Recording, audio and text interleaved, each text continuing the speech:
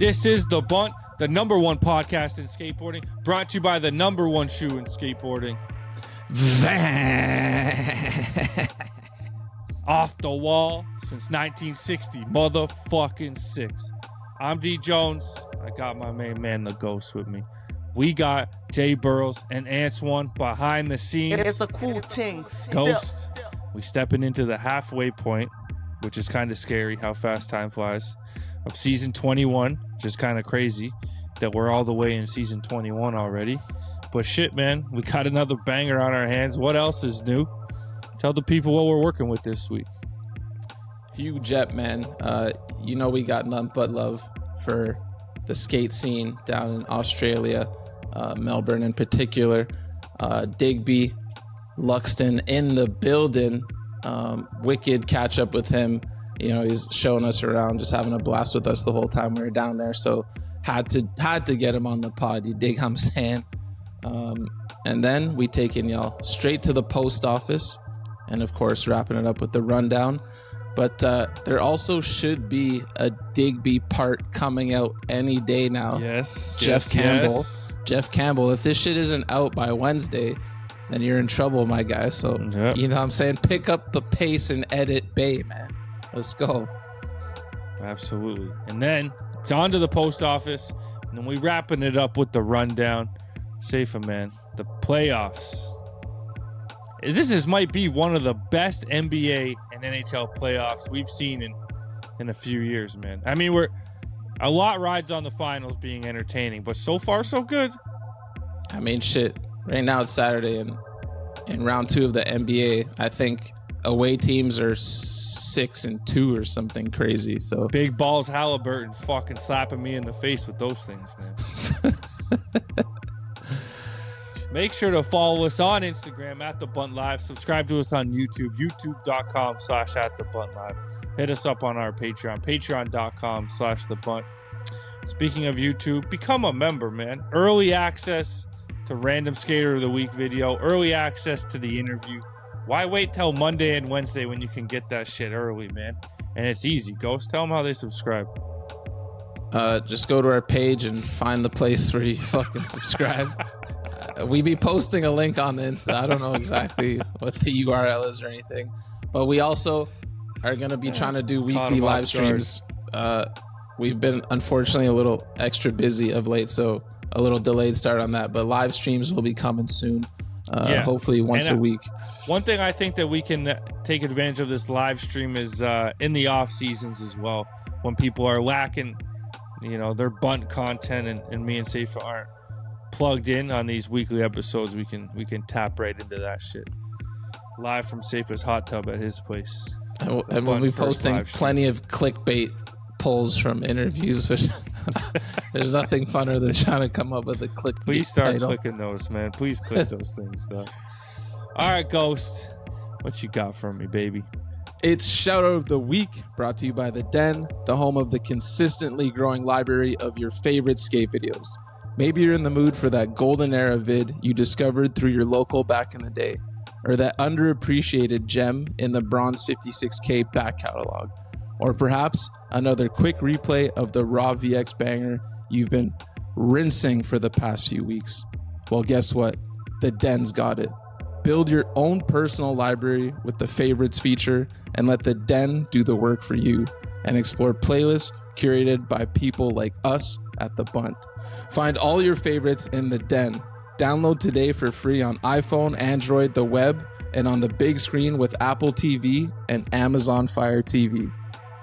All right, D Jones, this week we doing a shout out to, I think he's French, but he has a lot of Brazil clips, and his switch frontside flip is so powerful he might be Brazilian. But Titi Gourmet, I'm gonna say it in French because I think he's from France, doing it for Adidas and Hellas. This part came out a little while ago before we started the season, but I just had to give it some love.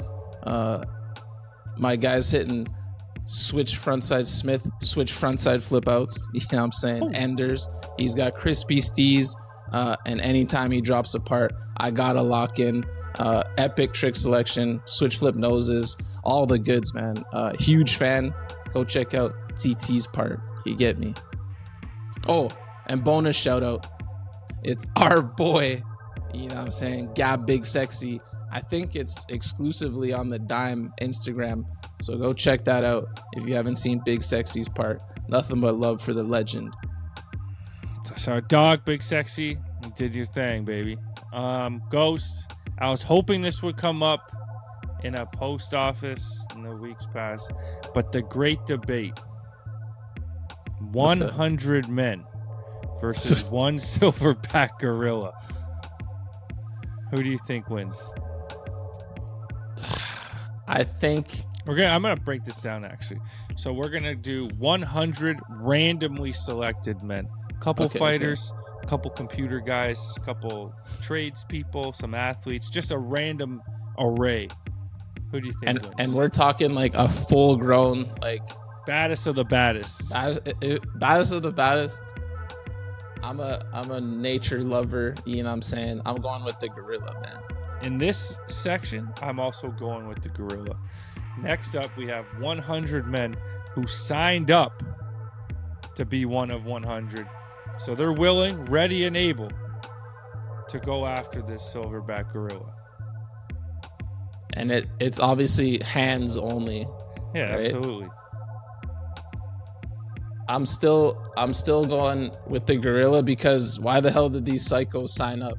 You didn't make it sound like it was like the fate of the universe and we need to select only the strongest men. Like if like some random kook, like there's people that go do the bull running shit. Like I'm going gorilla. Let's go. Okay. And that one, this is tough. Because 100 people is a lot. Like it's gonna take a second for the men to get over their fear.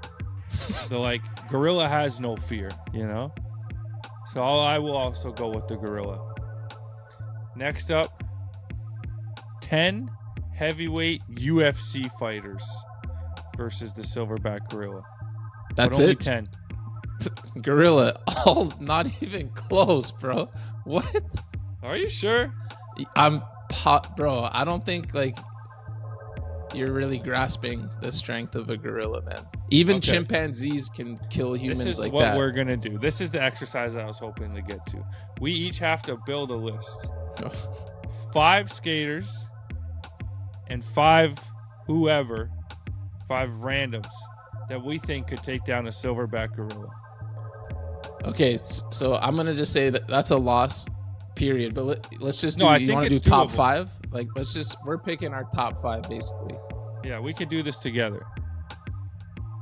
So we got to go with Beeble. Yeah, modern He's got day the Beeble. girth. We got to go Maybe with. we go with Valeli.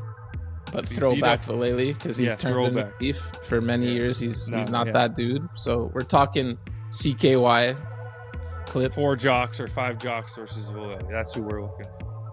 Yeah. What other skaters we got? Damn. It's got some strength to them. Shit. Big Sexy.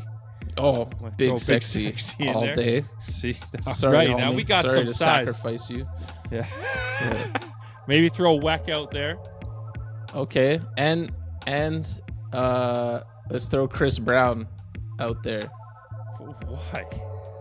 No, not because he's fucking a strong dude. I remember trying to guard him in 3-on-3, and when he's backing you down, your whole body's moving. Okay. I'm trying to think if there's anyone else like that. Oh, right. Sluggo? Yeah, Sluggo's let's leave Chris. agile. Let Chris do his thing on the skateboard. We don't need to get him involved in this. Sluggo it is. That's Sluggo could do pretty good. Sluggo could distract, run up to it, he's gonna do something and then do a cartwheel to front flip over him while he's looking up. Valeli comes in with the right hook, and now Beeble comes in and chokes him out. See, now we're getting somewhere. Now we need to add the 5 baddest men on the planet to this list. So we got to start with John Jones, of course. John Jones. He's good to go. You got anyone in mind? Fuck, I don't know the fighting game like that. Okay, so man. I'll go Shaq. John Jones. Let's go. Oh, throw Shaq out there. That's some absolute size. Francis Ngannou. He's going in there for sure. Who's that?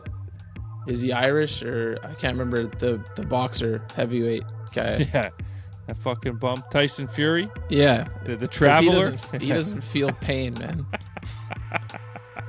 All right, that's 4. We need one more. Who's the biggest, baddest man on the planet? The Giant from Andre the Giant. Yeah, Andre the Giant, bro. That's our battle. That's gonna be our first poll of the season, man. Can these 10 men take down a silver? We're so late on this debate, but I love it. Well, I was hoping someone else would ask, and we didn't have to ask ourselves. But anyways, enough wasting everybody's time.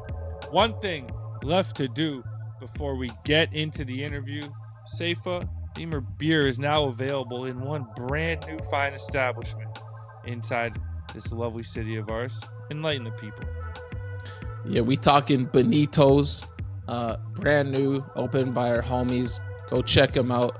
Ossington and Dundas, just a little south of Dundas on the west side. You know what I'm saying?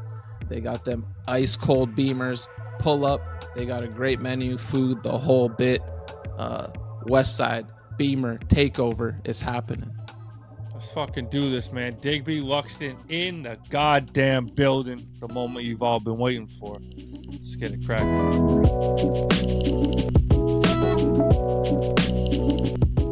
We've got Digby Luxton in the goddamn building. Jesus. Digby, what's cracking, man?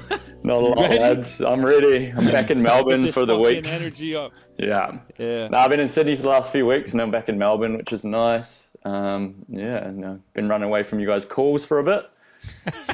Decided it's time to baby. To do it up. Yeah. Let's fucking do it, Digby. We start every show off the same, nice and easy. Hit us with your favorite skate moment and your favorite sports moment. Okay, sports moment. I do like watching sports. I follow the tennis, especially when it comes here to Melbourne for the Australian Open. But I'm probably not going to go down that track today. It's got to be Kirksey taking that winning shot at the Bunt Jam last year. Oh, gotta be.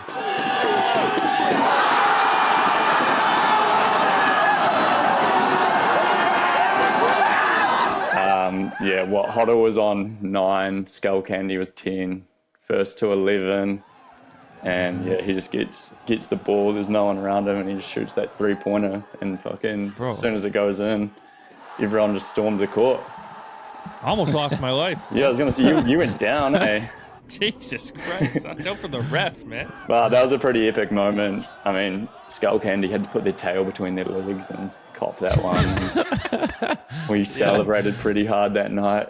I remember waking up in the morning, just missed Haley's pro party because I slept in, and watching fucking the video on Instagram, just being like, holy shit, that was so sick. That was epic, man. That was a special moment back to back. With Haley. Yeah. And skate moment. We're in LA a few years ago. We're skating that. It was I guess it was a hot spot for a while. Someone had propped up like the footpath, and there was a kicker to the road. And it was me. Oh, yeah. Me, Squish, Raph, and Sean Paul skating it. Rowan was showing us around, hanging out, and he brought Nick Face along. And we were probably skating it at the wrong time. So Nick Face is out there like full stopping traffic in high vis, and would go like 2 seconds behind each other, you know? So pretty much landing on each other. Someone lands a tricks down to 3 people, then 2, and then I think it was Raph left last on the chopping block, so he's still trying his. Eventually he landed, so 4 people landing a trick is pretty rare, you know? I feel like someone kind of always misses out. And then we just went up a mountain and enjoyed a sunset looking over Los Angeles, which is pretty dope. And I don't know, it was just a fun day. And that one stands out for me. I like that, man. Yeah, it was good.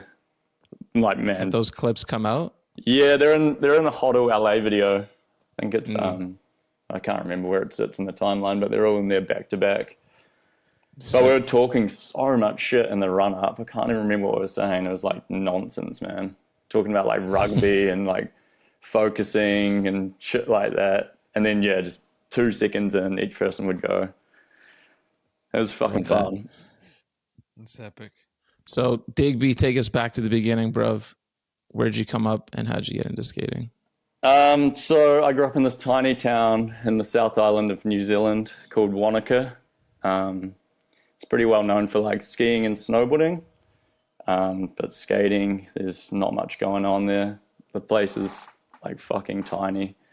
When I was growing up, there weren't even traffic lights or anything. You'd leave your key in the ignition of the car at all times, kind of thing. But anyway, when I was like 6 or 7 years old, they built a skate park. And on the opening day, my mum, she took me down there. I guess I already had like a Kmart fucking Bart Simpson Icarumba board or some shit. And yeah, she took me down there, and from then on, I was fucking down there every day after school and in the school holidays and shit. We had a pretty sick crew. Like my 3 best mates were really into it as well. So we were down there fucking every day until, like 15 years old. We all got our license and then kind of started leaving the town to go like drive to the closest city, and then just started, I guess, meeting people and actually skating some spots and filming shit. And yeah, I guess that's how it all begun. That's so sick. So your sister's a pro snowboarder? Yeah. Is that right? Yeah. Did you get into snowboarding? Yeah, I was into snowboarding hard out. I probably started the same time I was skating, so like 6 or 7 years old. But that's only for a few months a year, and that would be just in the weekends and shit. But it's pretty sick. The town, like every winter, all these snowboarders would come to town. We'd have like Sean White down there for a few months a year. When we were young, we'd like fan out on him, and then a few years later, we're like, all right, fuck, sick of him, and like try snake him at the skate park and shit. Damn. But yeah, it's cool. Snowboarding's fucking fun, man. I need to go again. Haven't been since I've moved to Australia, pretty much. But yeah, my sister, she rips. She also rips on the skateboard, but damn, yeah, pro snowboarder. That's fucking epic. What would you consider your first big break in the skate industry, man? Shit, fuck, we're living it right now, boys. There we go. in Studio E. Shit's booming, baby. Nah, I reckon. I think that maybe being a part of the Vans video, Nice to See You. I don't know. From there was a few more opportunities that came for me. My friend Zulz, he was chatting to Greg Hunt, and he mentioned, he's like, I want Digby to be involved with Simo in Adelaide. So Zulz was like, all right, you guys just knuckle down, spend a few months fucking filming for this. It's going to get put together. You're going to be in this video with everyone that's overseas doing their thing. So yeah, we just skated for fucking a few months, and it turned out sick. And then from there, I've now, I don't know, had the opportunity to go on a few international trips. I went to Thailand on a half cab trip with Steve Cab, and then last year I went to the AVE shoe release in Shanghai, which was fun as fuck. And whenever, I don't know, the Vans team comes to Australia, I always get to be a part of it and hang out with them. So that one definitely opened up a few doors. Bro, they've taken the video offline as well, so you can't even watch it anymore. Oh, fuck. Some music rights shit or I something? have no idea. I was having a look, or someone, I think my friend Zulz were talking about it the other day. He's like, yeah, it's gone. It's like, damn. Fuck. Should have burnt it to DVD or some shit. Well, I could. That was a good video. Mm-hmm. So rewinding back a bit, at what point did you decide to move to Melbourne? And did you feel like that was necessary for the progression in skating for yourself? Yeah, so I moved out of home in Wanaka to Wellington, where I studied for a year. And I don't know, I guess just first time living in the city. And I loved it and had no plan of moving to Australia whatsoever. Skating with my buddies there, filming videos, whatever. And then it's kind of glazing him hard out. Seki Presh came out, Jeff's video. And we got a copy of it in New Zealand, watched that, tried to do the thing where you go skate in the malls and shit. But I just thought it looked so much fun, and a bunch of my friends from New Zealand were in that crew already, and I was like, fuck, all right, I guess I can try slime my way in. So that's what encouraged me to make the move, which was like 12 years ago now, which is crazy. But yeah, it's definitely, I don't know, opens up a few more doors. Skating in New Zealand's still tiny. A lot of people are traveling there to skate because it's got really, really fucking good spots. But I mean, in terms of, sponsorship or any sort of career, I guess you're lucky to get a free board and maybe 50% off at the skate shop or something. Yeah. Had you made any trips to Melbourne before that, or Sydney or anything? No, I mean, your toe before moving. I went to Sydney when I was like 10 years old. But no, it was just all watching that skate video and other skate videos and just being like, fuck, it looks too much fun. Need to go give that a go, Mm-hmm. And it was as soon as I arrived, fucking I met everyone and kind of started skating with everyone and became friends pretty quickly. And yeah. Did you pretend you didn't know who Jeff was? Well, we live. He's like 3 hours from the town that I grew up in, so I guess we kind of knew each other. He's a bit older than me, but no, I didn't fan out on him. I think we must have met down the line, but. That's awesome. Everyone was like, "Oh my god, I love your video." It's the only reason I'm here, man. Yeah. But I remember the first sesh I rocked up on. It was at the library, where the big wall is, and there's like the 3 up, 5 down, and massive crew. It was like I don't know, maybe a Thursday afternoon or something. And my friend Harvey, who recently passed away, he was filming this fucking sick line. Like front shove up, big spin heel down. I remember being like, damn, this guy's fucking killing it. And yeah, it's just kind of special because he's recently passed away. So it's a cool memory, like first thing in Melbourne, seeing that. Mm-hmm. Fuck, sorry, man. Oh, good. So living in Melbourne, about to make the move to Sydney, man, we got to get to the bottom of it. Is there a Melbourne-Sydney rivalry? And if there is, how did it start, man? Shit, I don't know if it's a rivalry. It's definitely two completely different cities and different like squads. But maybe back in the day there was some rivalry. But everyone's fucking friends these days, Mm-hmm. I know what you're talking about though. You're talking about Jeffrey letting me go and moving to Sydney. He doesn't want me to move. But nah, I've fallen in love. I've got to chase my heart. Let's go. Fucking man, be honest. True to yourself. Let dude. it out. Yeah. But no, it's been cool. I've been up there for like 3 months. Just staying with my girlfriend. She's awesome. Lets me stay. And then she comes down and stays with me because she's got to do business down here. So I've still got my house, but eventually I'm going to pack it all up and drive my car up. Probably just put my bike in the background, in the back of the truck, and fucking make the drive up. Sell everything else. Big move. Yeah, That's it, Jeff. It's been sick though, man. Honestly, Sydney's fucking beautiful. Yeah, we got to pull up there next time. Next time for sure. I can visit both. Yeah, exactly. Let's go back to the Bunt Jam for a second. Can you take us behind the scenes on Vans' epic loss in the first round? Fuck. Just tell us a bit That was about that good, game. eh? So I got handed the ball to see who, like goes first or whatever, and shoot a fucking massive air ball off to the left, which is a great start. And then the team was me, Zion, Una, and Arissa True. I don't know what their skills are like, but I'm pretty shit.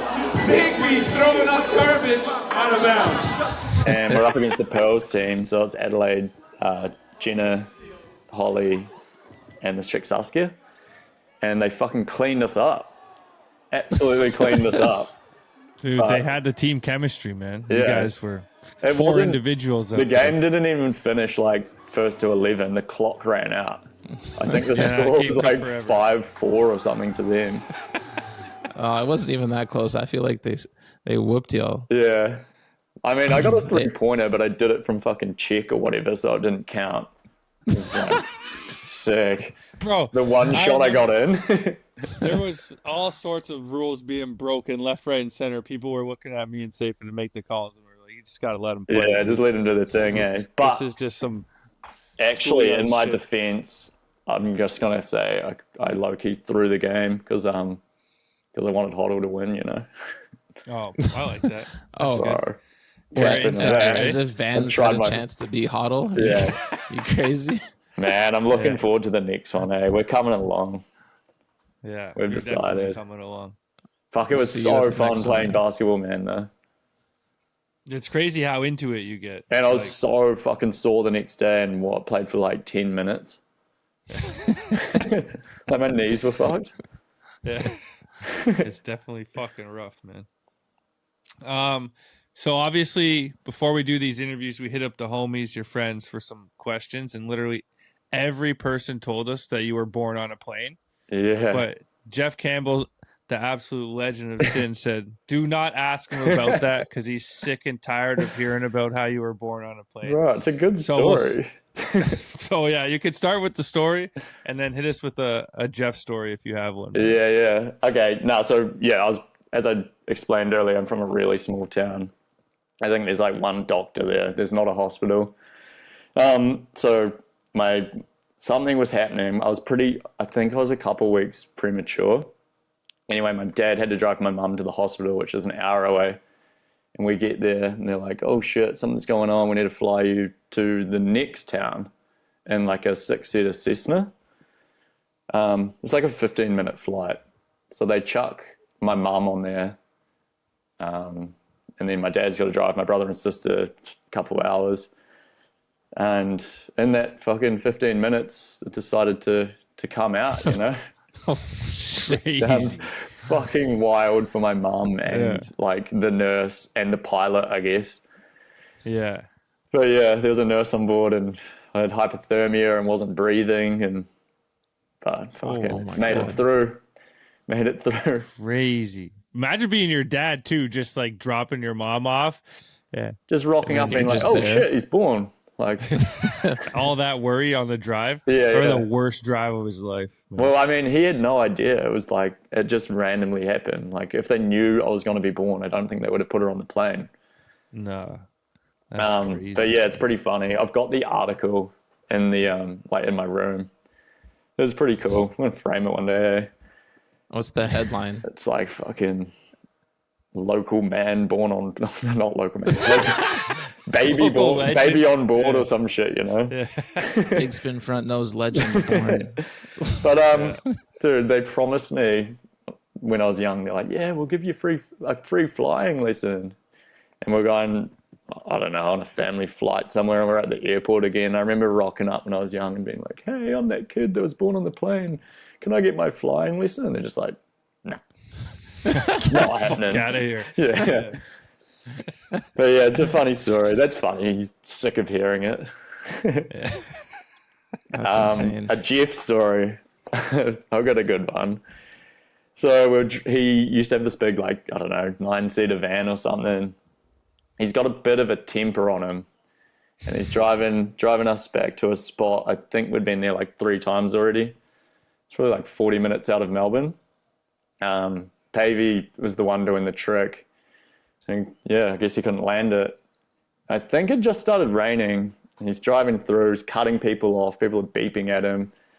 And one guy just yells out like, "Fuck you," or something. And he's like, "Fuck you harder." And then the guy's like, "No, fuck you." The guy was real sunburnt. And he's like, the dude's like, "Pull over," or something. He's like, "Yeah, we'll pull over. We'll fuck your little red ass up." And bro, everyone in the van just started cracking up, including Jeff and including the sunburnt dude. And he just like drove off and we're just like, "Bro, where did that come from? You're not a fucking fighter. We're not going to pull over and fucking slap him on his sunburnt back, you know?" And that was pretty funny. That's a good This one. guy kills me, man. Yeah, it is good. But yeah, another more recent one. They've got like this free supermarket. He's like my neighbor, man. He lives around the corner. And they got this free supermarket on my street. So I'm like staring out the window or something and see it. So I go, investigate. I'm like, yo, there's a free supermarket. It's like a gold coin donation with all this like bread and donuts and onions and carrots and shit. And I'm just chilling back at home. Next thing I see him like biking up and fucking was there for like 20 minutes and then biking off. And I was like, bro, you hit the free supermarket? Just like that sort of shit, Yeah. He's fucking dope, man. Oh, legend. Gold coin donation outside someone's house, like stocking up on donuts and onions and shit. That's fine. It's pretty sick.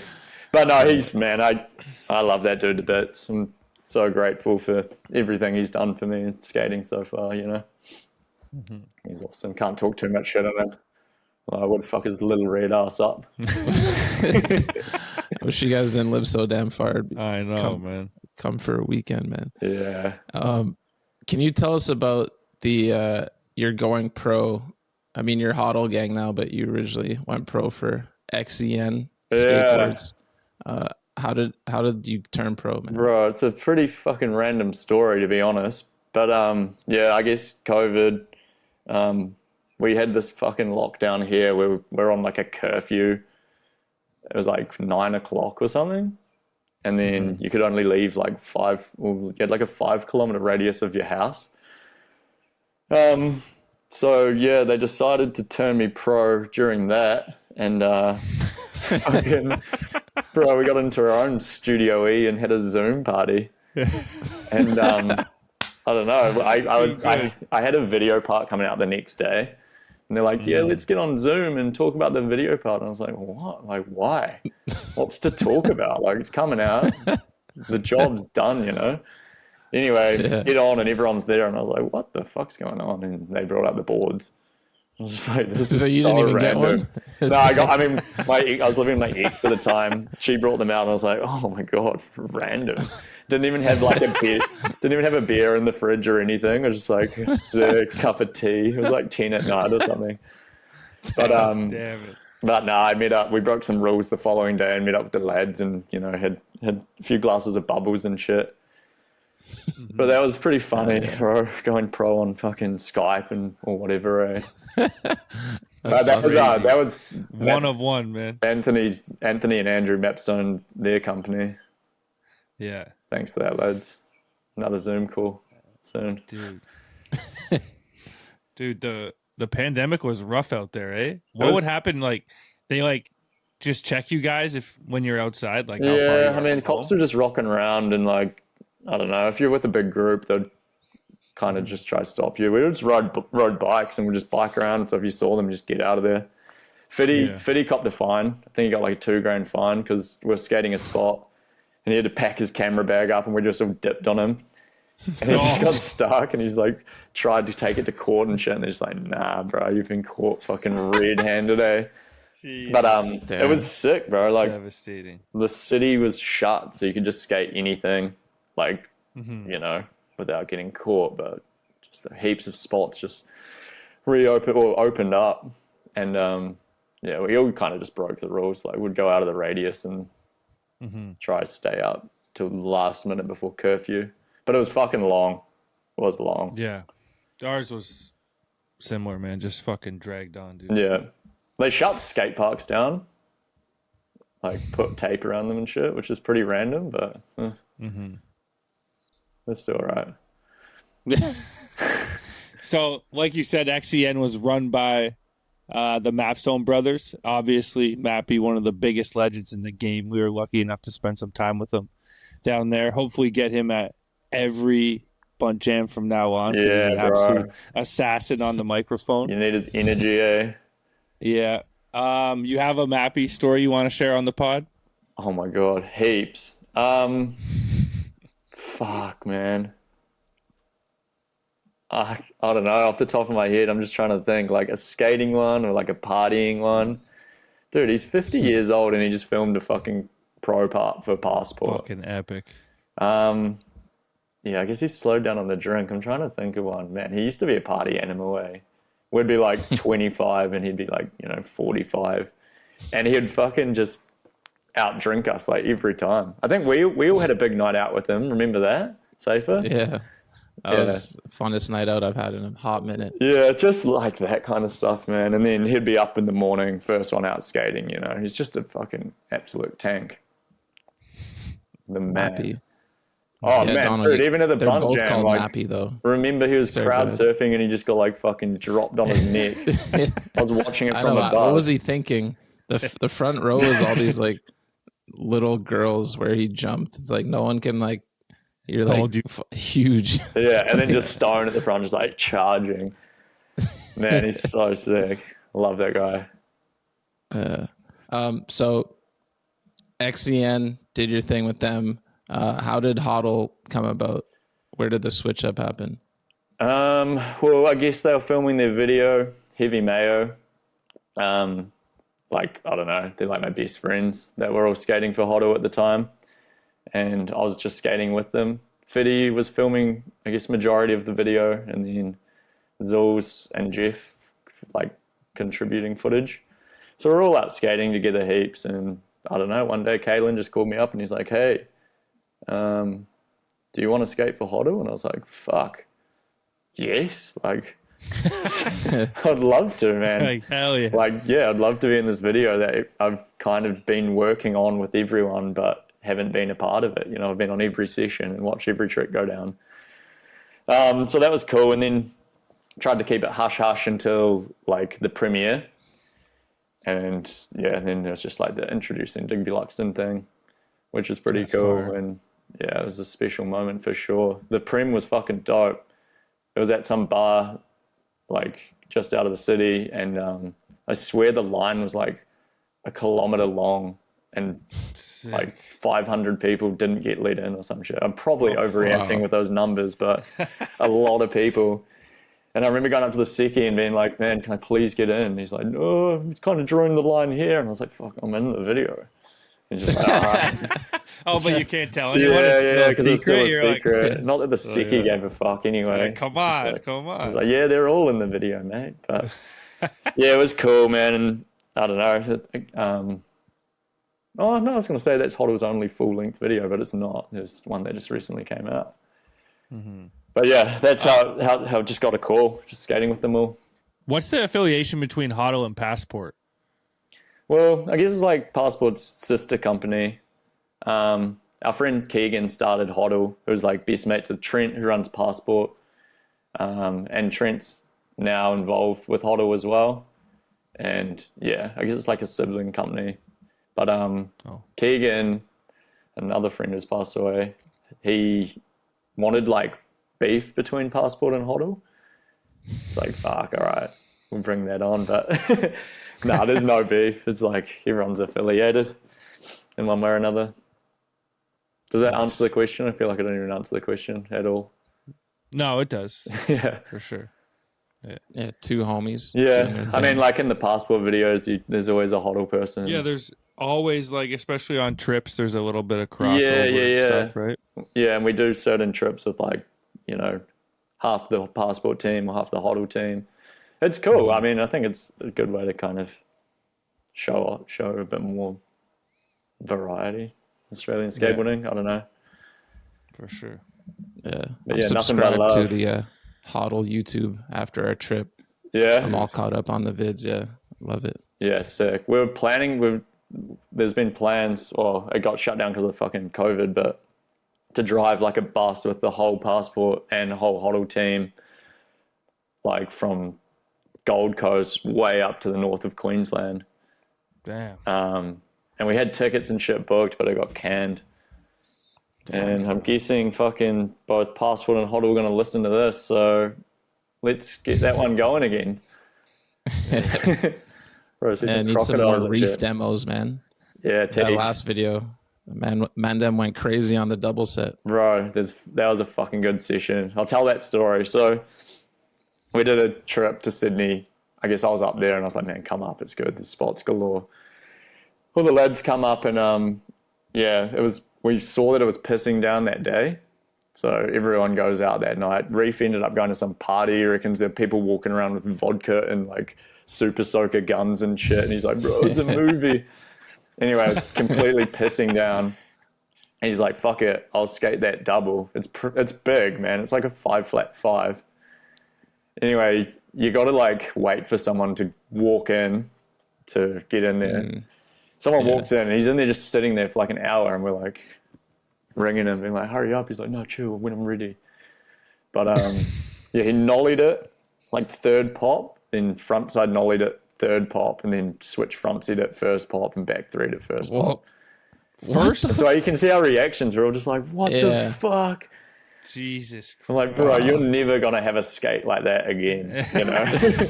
He should have kept going. I hate to tell you. No, we got the boot straight after that. Oh, okay. It was like perfect timing.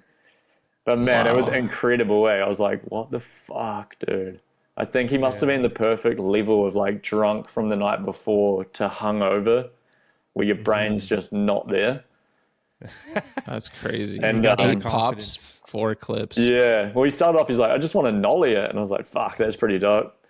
And then, then just rifled off all those other tricks. But and he's like, I'll switch flip it and then switch front set it.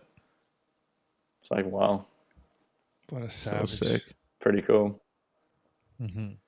Yeah, I'll need to get him back in the streets, get that tour going. Man, he's coming to Canada in a couple of weeks. I don't know if he's going to Toronto, but he's going snowboarding with his brother. His brother lives there. I was like, bro, pop in, say what up. Yeah, I was gonna say it's still pretty cold over here. Yeah, he's going to snowboarding. Trip, that makes sense. Yeah. I don't think he'd be coming here. A long way to go snowboarding.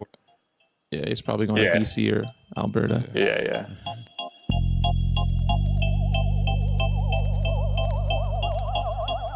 You've been through thick, thin, fluffy, short, long, colored, shaved, grown, scratched, washed, smacked, stroked, kissed, covered, wet, dry, smelly, fresh, dark, gray, and lost. But no matter what you have been, you have always been Eric Costin's hair, the GOAT. Who placed you on his head? You know who did. CHPO did. The worldwide leader in sunglasses and watches. Always doing it for the hair, the people, and the goats.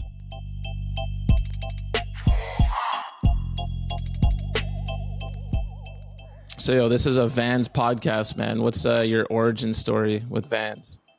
How'd I get on Vans?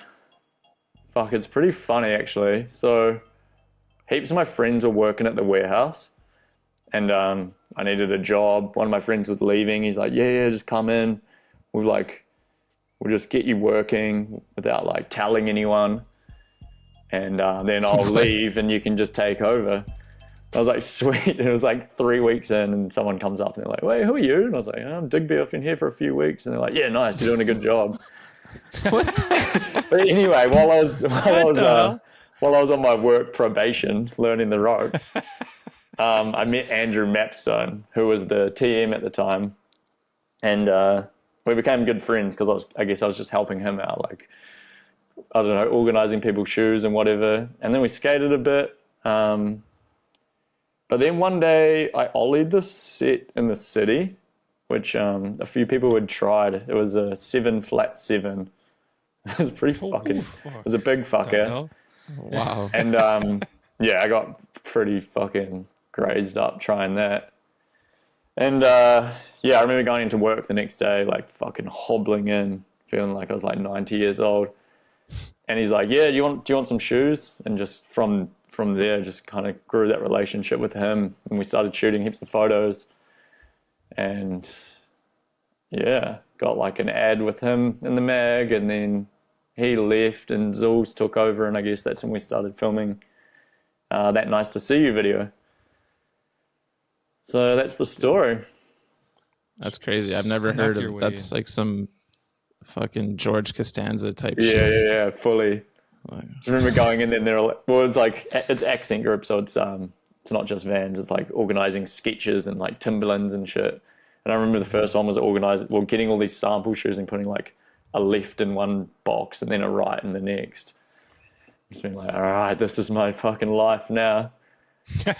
But then I was there for like 2 months or something, and then went away on holiday.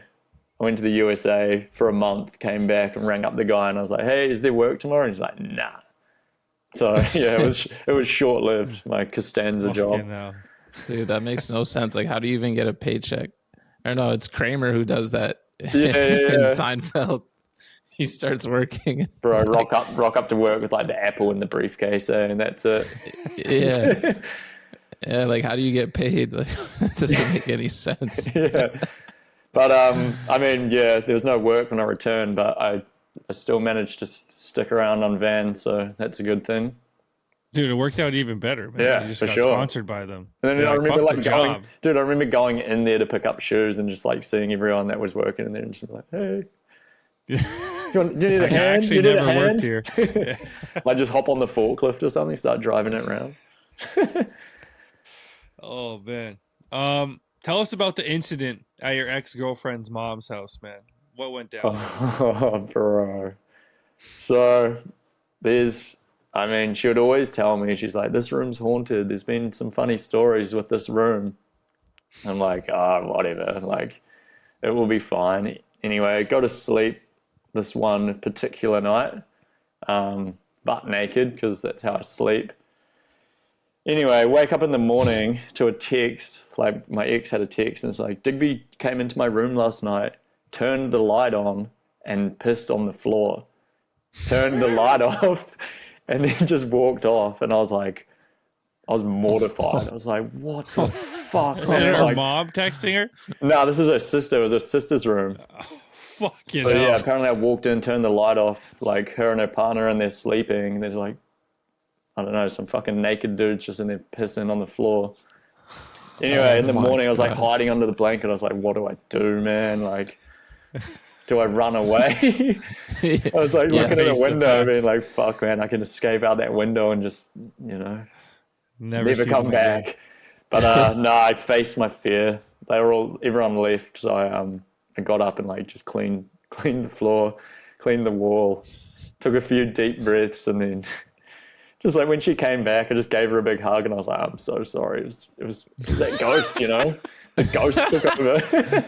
Yeah, you said it was haunted, man. Bro, but apparently something else. Like one of her friends was staying in the same room and walked into the sister's room as well, and like did something crazy with the fan, like moved the fan right up to her face when she was sleeping or something. Can't remember the details. I was like, Jesus, bro, like fucking someone's gonna be Emily Rosen around there one day. Yeah, I mean that relationship didn't last, but so yeah, it was fucking terrifying to wake up to that text in the morning. Digby just came in and pissed on the floor. Fucking hell. Dude, turning the light on to do it too is pretty epic. Yeah, just had no idea what was going on. I guess I thought I was going to the toilet or like the bathroom. Yeah, for sure. Idiot. I mean, I hope so. Yeah. What's the story behind your no milk tattoo? Oh, bro. Well, I just fucking despise milk. Like, I'll show you. There it is. I kind of got it covered up. It's fucking tragic, bro. I was young and like my friend was a tattoo artist and she's like, man, you hate milk. Just let's get a no milk. And I was like, yeah, fuck it. But yeah, the story is I just fucking hate milk. Like even in a cup of tea or a coffee, not even almond or soy. But then saying that, I do fuck with ice cream hard out and like cheese and dairy food. So yeah, it's just kind of makes no sense. Just no milk. Just no milk. Just can't dig it. Bro, it's gross. Like, I remember getting my brother put hot sauce, this shit, like you're meant to dilute it with a bunch of water. And it says, if you get this on your skin, go to hospital. And he just opened it and just like threw it on my face one day. And you know, when you got like hot sauce on you, you meant to put milk. And I just remember being like in agony, being like, oh, do I do it? Do I do it? And then doing it and then like throwing up pretty much because that's how gross it is. Hot sauce and milk on your face? Bro. Yeah, man. Fucking. That's enough to do it. Yeah, it's enough to get it tattooed on your way. But yeah, it's gross. Even the coffee, man, like, ugh, just gives me fucking, makes me throw up. So you just go black everything? Black coffee, tea, yeah. Coffee. Fuck it. Strong and hot. I've got this theory, like it makes no sense, but an iced coffee doesn't do anything. Like you don't get a caffeine hit. So even like a fucking 40-degree day, I'll have to get a hot coffee to get that little pick me up, you know? It makes no sense, Yeah. but I'm sticking to it. I'm not sure there's any science behind that. Yeah. Dude, whose idea was the pleather jacket clip, man? The front nose nollie heel. What was with that kit? Oh man, so we're doing these camping trips randomly, and like that was kind of our theme for the video, but we only did a few because we got quite lazy. But it was freezing, and I had this like, it's a fake leather jacket, and I brought it along one day to stay warm, you know, when we're out camping. Anyway, we thought it'd be dope if Mappy got a clip in it. So in that video, he's like, you know, wearing this fucking tiny jacket on him with no shirt, and he gets this clip. And then, I don't know, it was a couple of days before that video came out, and Jeff's like, we'd tried that trick without the jacket, and he's like, man, just fucking wear the jacket. It would be dope. And it was a 40-degree day, and I was sunburned as fuck because I'd just been at the beach all day. And I remember like sweating my ass off. That trick was a my war, but I landed it in the jacket. And so that's, I guess, now the theme of the video. It's not like some camping vid. It's this pleather jacket. Because Pavey had clips in the jacket as well. But yeah, it was disgusting because I sweated my ass off in the jacket skating, and then my skin was like peeling from the sunburn, and there was like, bro, there's like sweat in the bubbles. It was fucking gross. I've still got the jacket, man. I don't think it's been washed. It's festering away somewhere in like an old suitcase, eh? We were gonna bring it back for to get a clip in it, but Pleather jacket too. Yeah, the sequel. That'd be Leather sick. pants. Dude, the clip was sick in it. That's funny, man. You're like a trick you worked hard for, and then it's Bro, in it was the such a pleather my jacket. war. Were you hyped? It was such a my war. I remember like 3 hours or something in the heat, and just had to like rock that jacket. But yeah, I'm stoked we did it because it's kind of funny. It's definitely sick. Yeah. Can you tell us what repeat mode is? What's that? Who's giving you that? That's Jeff, man. He says, right, yes. No. he's talking shit.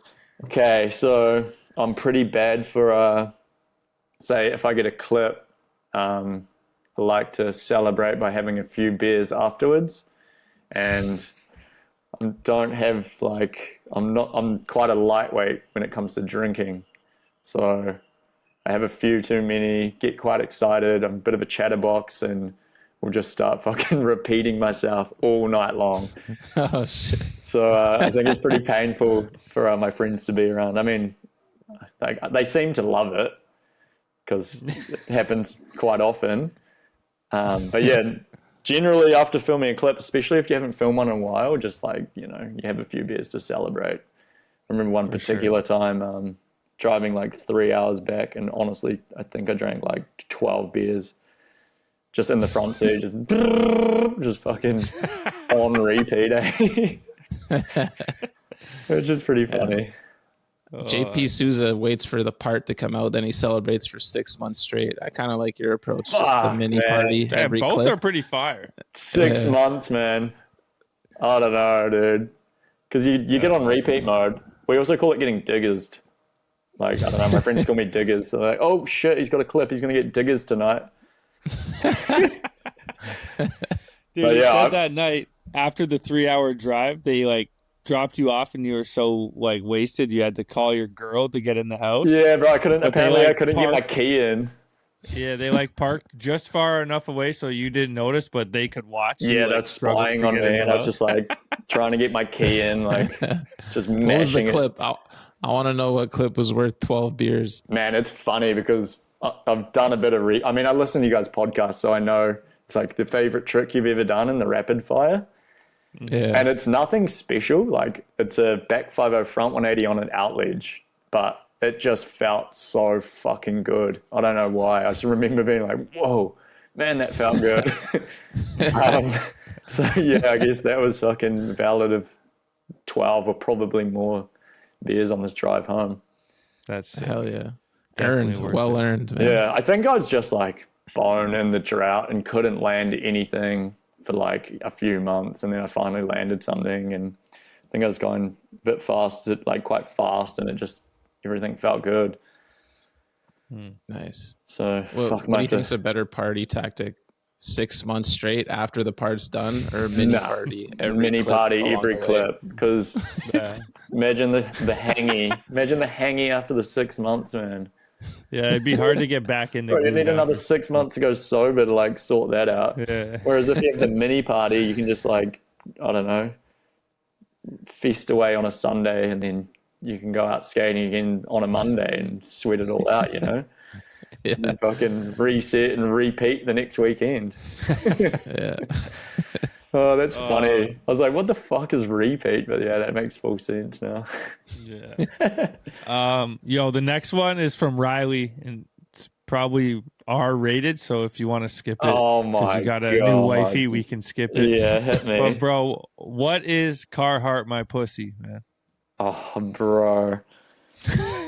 I mean, I'll say it, but apologies. You can tell the story, and then like if you think about you want to take it out later. It's not R-rated. It's just funny, but I'll just give a little apology if my mum's tuning in about the story. But so I guess I'd just gotten like my first box of Carhartt stuff or something.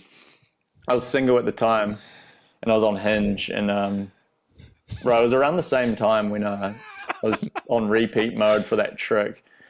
Anyway, we're out skating, and this chick I must have been wearing like a Carhartt hoodie in the photo, and this chick just hits me with fucking this DM on Hinge saying Carhartt my pussy.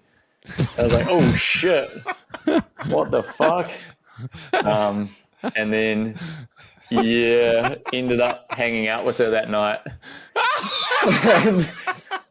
That's where the story ends. Yeah, that's perfect. Oh shit. So sorry about that one, Mum, when you're listening in, but yeah, it was just hitting me up on Hinge straight up with that.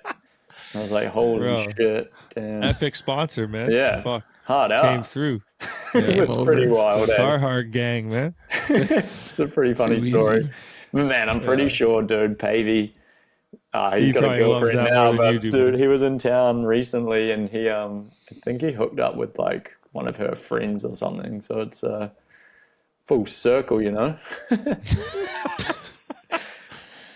That boy cracks me up, man. I haven't seen him in a while, but fuck, I miss him. Yeah, automatic viral when he posts something, man. Yeah, bro, millions and millions of people. Yeah. Dude, I swear he gets like more views on that than like a skate clip these days. I swear he fucking wanted that all along, man. Fuck the skating, bro. I just want to be on TikTok, like fucking killing it there. Yes, be famous, bro. Good on him. Man, on those camping trips I was telling you about, the first one, the one with the pleather jacket, it was like just after winter. It was still freezing. That's why the jacket's there, you know. And he didn't bring any equipment for camping, like no blanket, no fucking tent or anything, man. And he just had this tarpaulin, like a plastic tarpaulin that was in the van.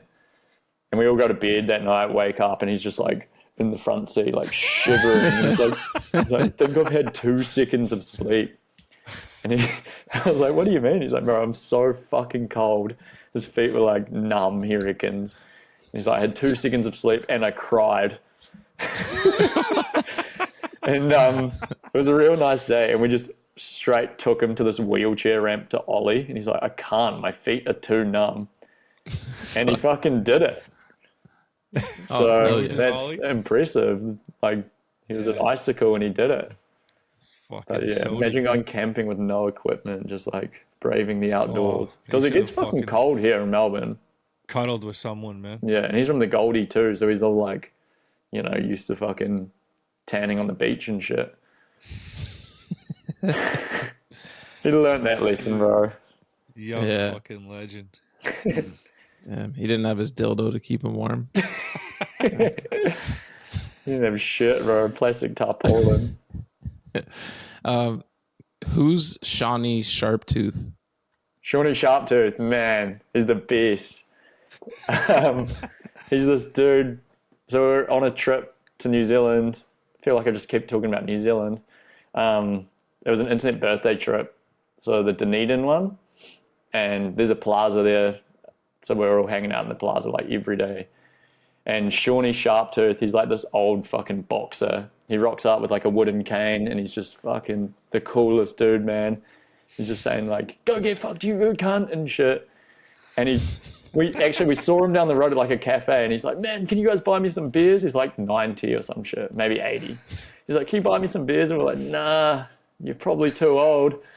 And then we went to the plaza, and he rocked up. And anyway, we're like, "Fuck it," gave him a beer, and he's just there drinking piss with us. And then like his carer calls. He's like, "Where are you? What are you doing? Why have you like escaped?" kind of thing. And she came and picked him up and took him home. But he was just, man, he was the beast, dude. He was just talking shit while we all skated. He's like some old boxer that's taken a few hits to the head. So he's like, you know, he's got some good stories. He's like, "Go get fucked, you good cunt." And just keep saying that. He's sick, man. Shawnee Sharptooth.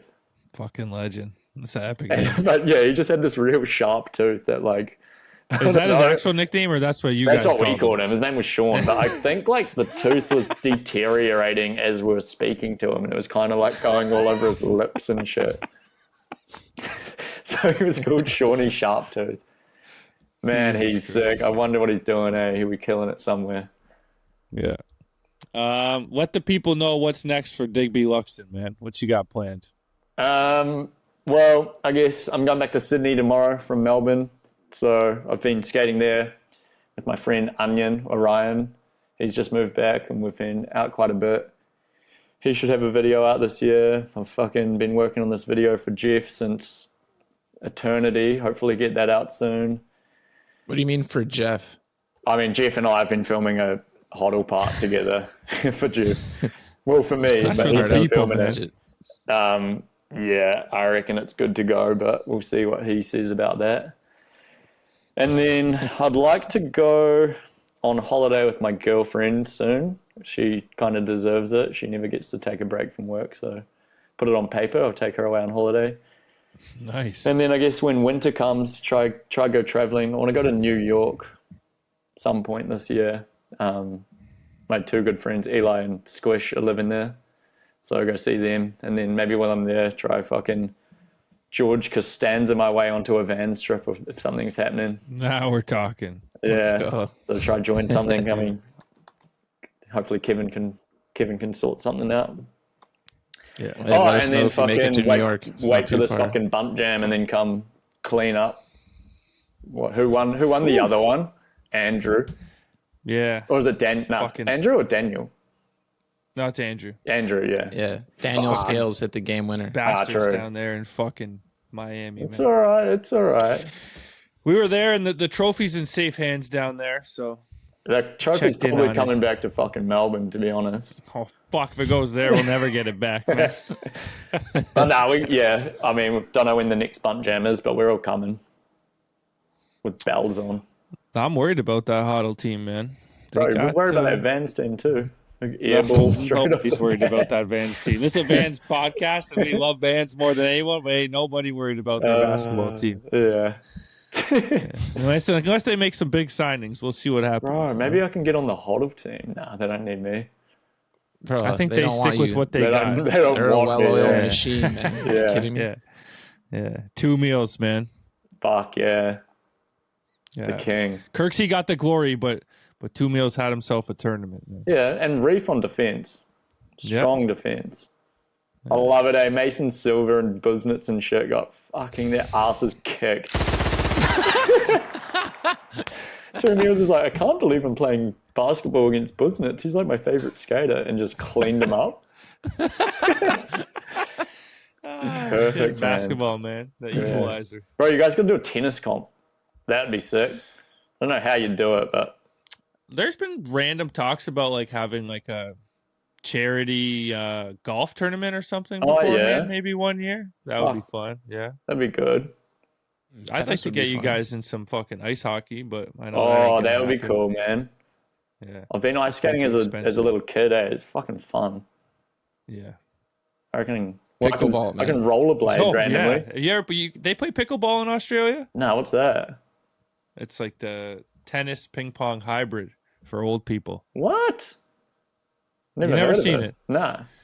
Dude, safe as a It's- fucking natural, man. Yeah? It's fun Pisses as me hell, off, but yeah. people, I mean, I can see why people would hate on it. It's just like a shitty version of tennis, but it's fun when you're like older. You don't have Yeah, it's I a mean, smaller dude, court. And the tennis ball is doesn't so bounce. hard, eh?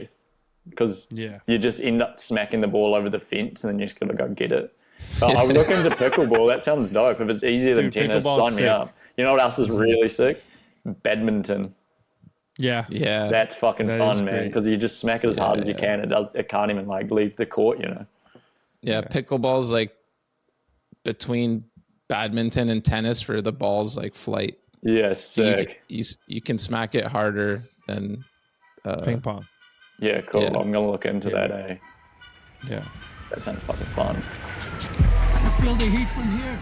Yo, it's Rapid Fire with the Ghost, and this week we're honored to be brought to you by the best wheels in the whole goddamn world. That's Spitfire, baby. That's right. Classic conical fulls, radial fulls, lock-ins, you name it. All the best shapes, sizes, and urethanes in skateboarding, Spitfire's got them. And by the time you hear this, there'll be some fresh new pro wheels from certified legends like Nelly Morville and Bunt alum Kevin Spanky Long, dropping in skate shops everywhere. So if you're looking to cop a set of the best wheels in the game, hit up Asylum, Cutting Edge, Travel, People, Ceremony, Faces, Time Machine in the States, and Sanction 5024, aka 5024, Rumor, The Drive, and Spin up north. And don't forget to tell them the Bunch sent you. All right, diggers. One more little thing. You know what I'm saying? Little rapid fire. You ready? Yeah, I'm ready. No holding back. Oh, I like that. The rapid fires have been fucking epic this season, so Yeah? let's fucking do this, man. Oh, shit. Favorite skater? Max Palmer. Glazing time, eh? The start when you gotta fucking knock everyone off. Yeah, Max Palmer, man. Favorite video?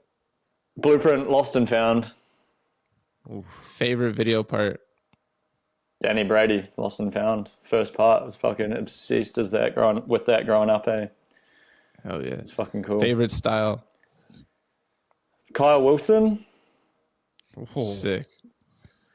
Which skater had the biggest influence on the way you skate? Man, I'm gonna go with 3 people, like as a group. So Callum Paul, Jack Kirk, and Bryce Golder. Watching them skate Melbourne City, it's like you can't compare anything to it. And yeah, it's just always so fun. And I guess that kind of influence just makes me want to keep skating the city and doing that. So those 3, the trifecta. Hell yes. Most talented skateboarder on planet Earth? My boy Ty Whipper. He's on Nike here in Australia, and he's fucked up, man. Did you see Jeff's video, like the Nike inside ledge or whatever? And he's going like crazy. Does the back T 270 on that curvy ledge? Didn't he just have a Anyway. part come out? Yeah. He did. He was got the last part in that UK vid. Anyway, he's he hella is good. so unbelievably talented. So him for sure. Sick. That backtail 270 was crazy. Yeah, I swear he like thinks of a trick and just learns it in like a minute, and you're like, sick, good on you. Sick. Favorite trick? Back big spin. I've been rinsing it for years. The back biggie. Hardest trick for you? Hardest trick for me, nollie flip. I can't even stand there in nollie flip position. You fucking end up like doing a front flip almost. I've been skating for like 30 years nearly. I'm just like, nah, I can't even fucking stand there. Switch flip? Same Nah, thing? Or Same thing. Nollie heels, switch heels, Most- fine, but fucking the other ones, nah. Yeah. Most illegal trick? So when people, it's mainly on a long ass kind of boring-ish rail, but they get into a Smith and they like squat down real low and they're kind of just like balanced over the rail.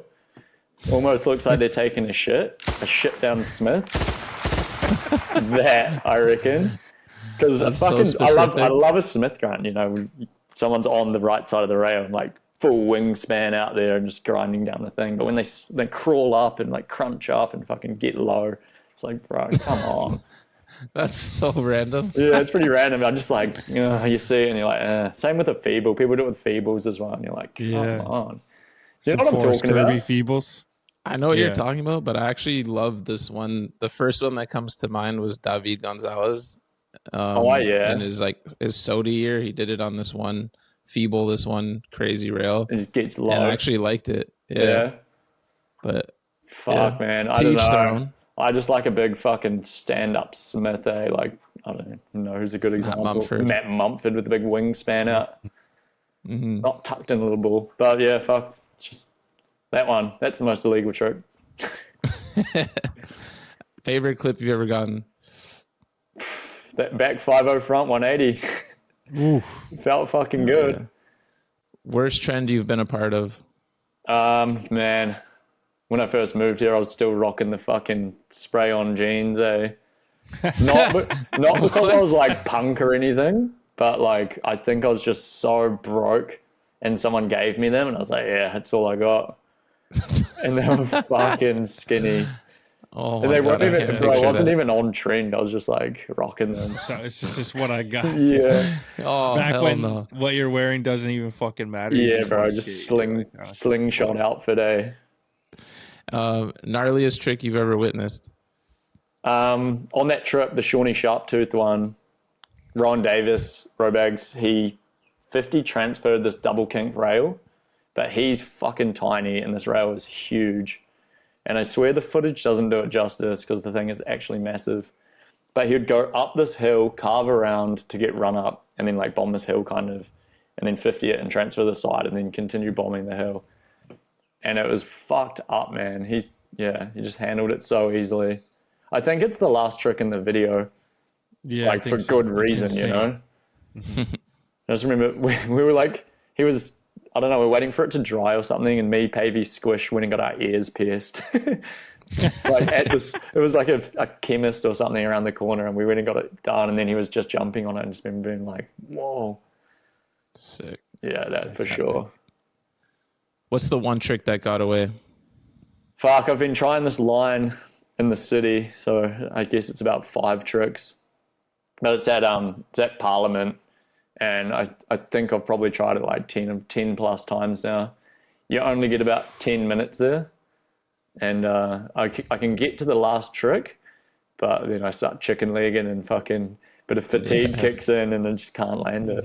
But we've been so many times, me and Campbell, and I just can't fucking do it. Just getting booted. Coming soon, Maybe, I think. I might be over that one, eh? What's the biggest bunt you've ever witnessed? Fuck, dog. I hate to tell you, but that's Switch Smith. Oh, don't do me like that. No, man. I know you're injured. Fuck, dog. I know you're injured, but man, It was. that's got to be the bunt. It wasn't. If you weren't injured, would you have hopped on it? All day. Even I still with think the I could cops? do it. Remember, I tried to go front board because everyone's like, Digby, you haven't done shit this weekend. Like, you blew it in the fucking basketball. You didn't skate the event because I don't know, I was just hung or something. And I was like, fuck it, I'll try skate the rail. And just went so fast. There were cops running and shit, and just like front boarded like that much of it and flew out. Yeah. Yeah. The rail session was feel pretty good. No, that's right. Then we left. You and did then the went big back. flip. Yeah. So we left and then went back. The big flip was crazy. Yeah, that was a fun sesh. But yeah, do you reckon you would have hopped on it if you weren't injured? Yeah. I haven't skated since. I mean, I've tried to skate a couple times, but like I'm literally meeting up with a surgeon tomorrow. So. Oh no shit. Damn. Well, I believe in you, bro. I reckon you got it, but that was the big bunt, you know. Yeah. It's frustrating. I wish you guys weren't so far. I'll say that again. Yeah. Because I would just like when I'm better, I would want to shut everyone up, especially Shane. Yeah. We've actually got a spot we'll here in the city. It's called Human Bunt Rail. Because heaps of people claim it and then get there. There's like one push run up and fucking you just can't skate it. I'm pretty sure I've even claimed nose slide on it. And just get there and be like, hell no. Reef, in that same video, he nose grinds it. It's like one push and it's a wall rail. In the new Hoddle video. Okay. Did he have a photo of it? Yeah, it's a Hoddle ad as well. Yeah. Human Crazy. bunt rail. Don't make me Nose claim grinding. something on that too, man. For fuck's sakes. I'll be back in 2027. You get Yeah, me? boy. It's right around the corner. We can do them both. Tick them both off. Fuck it. I'll go for my nosy as well. Yeah, let's get it. Well, I don't even know which way it is or anything, but There's I'll two. say I'll front There's board two. it. Is it that way? No, it's Which a way wall is it? rail. Though. Oh, it's a wall rail? Yeah. Front board's not a good one. Which way for me? Front side. I mean, there's front side and back side. Pick your poison. Let me just take you out with an ollie nose for coming at me, for Sick. fuck's sakes. Human One bunt push rail. nollie no slide. That Nah, sounds but wicked. gold rail. Fuck that thing. What's the last new trick you learned? Man, so yesterday I learned pop, shove it, no slides. Like shove it, no slides. Back no side. Yeah, fucking sick. tricky one, man. But I did a few of them. They feel good. Hard trick. Take it to crook next, man. But Yeah, that's a I sick can one. do them to crook from the front, but like from the side of a ledge. You know? No, from the side. Yeah, Yeah. it's so hard. Yeah, I've tried a million times. It doesn't work. Spin the year chipping away at that one. But yeah, I learned it yesterday, so fuck. Nice. Still As learning. new as it gets. Yeah. Dream job after skating. Right, I've been thinking of this one, and it's so tricky. I was talking to my friend Mikey about it. And we're like, man, imagine like being a storm hunter or whatever they're called.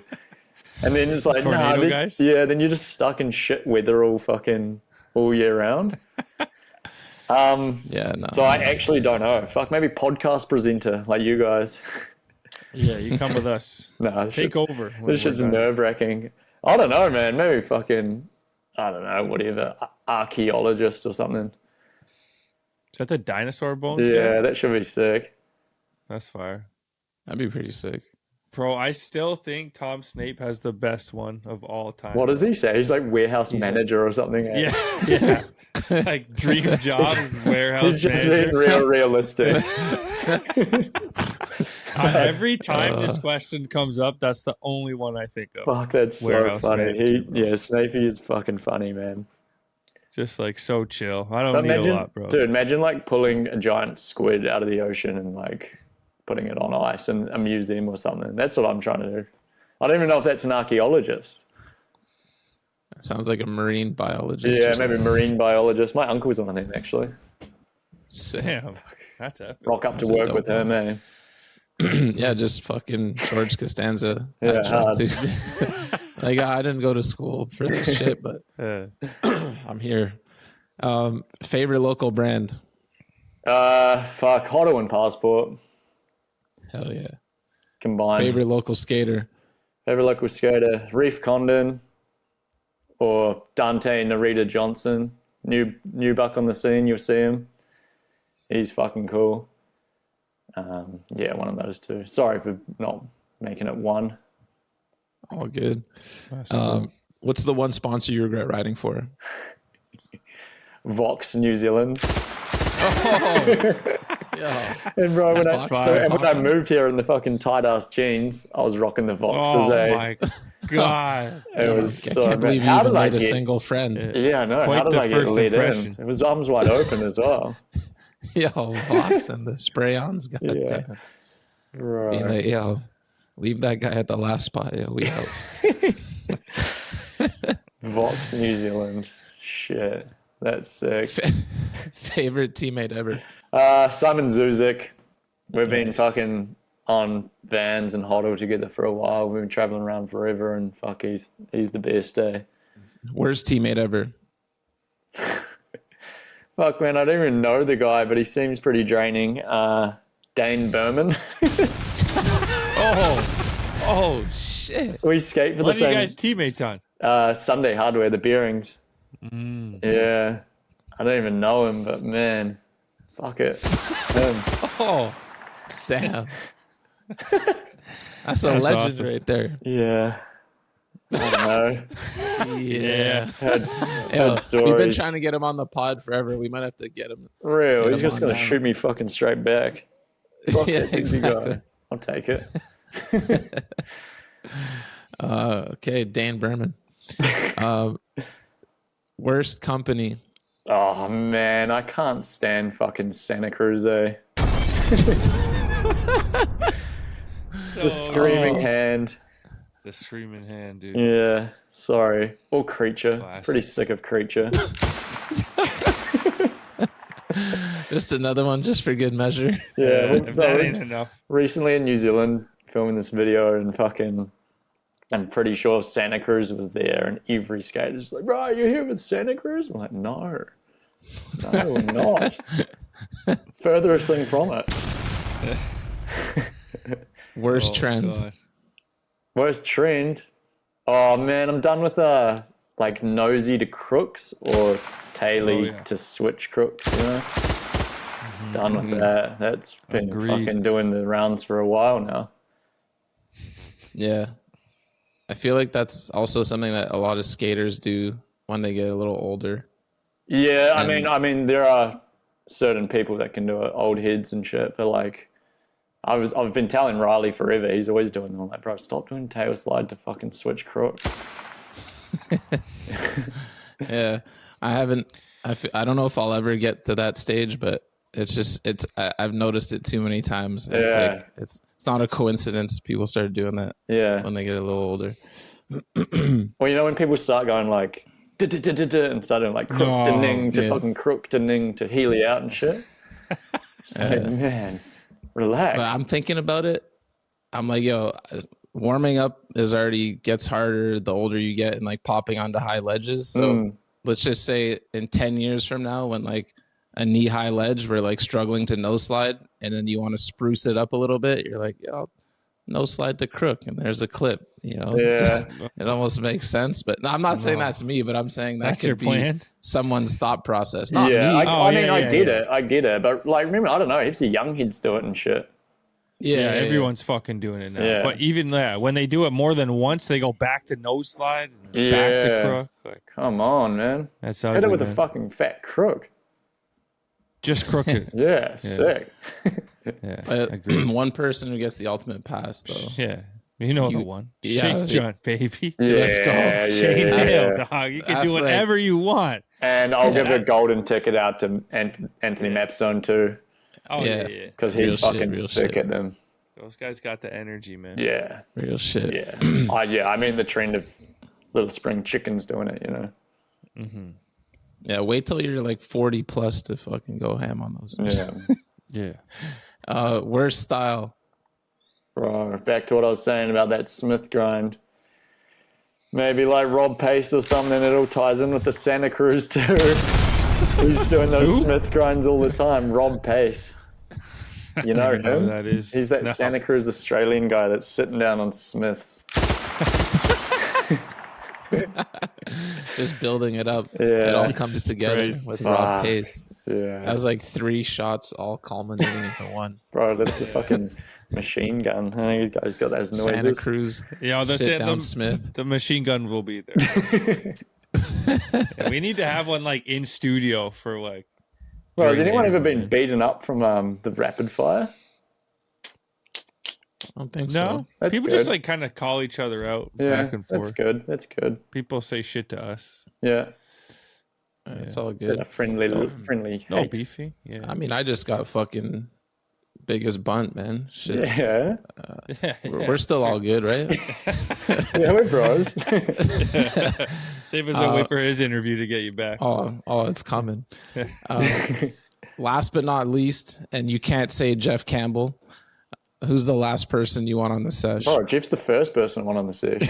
Yeah, the last person in the editing booth first. Man, so this actually ties back in with that fucking triangle again, but I don't know if it's a brand or a crew, but there's these dudes that call themselves No Manuals Official. They're like from Sydney and outer Sydney, and there's a few of them. They're just like, pretty sure they're like gargoyles, man. They're just like, rah. And yeah, the whole gimmick is no manuals. It's like, man, you're not smiling when they you don't- see fucking Cyrus Bennett like backside flip fakie menu at the courthouse, you know? Yeah.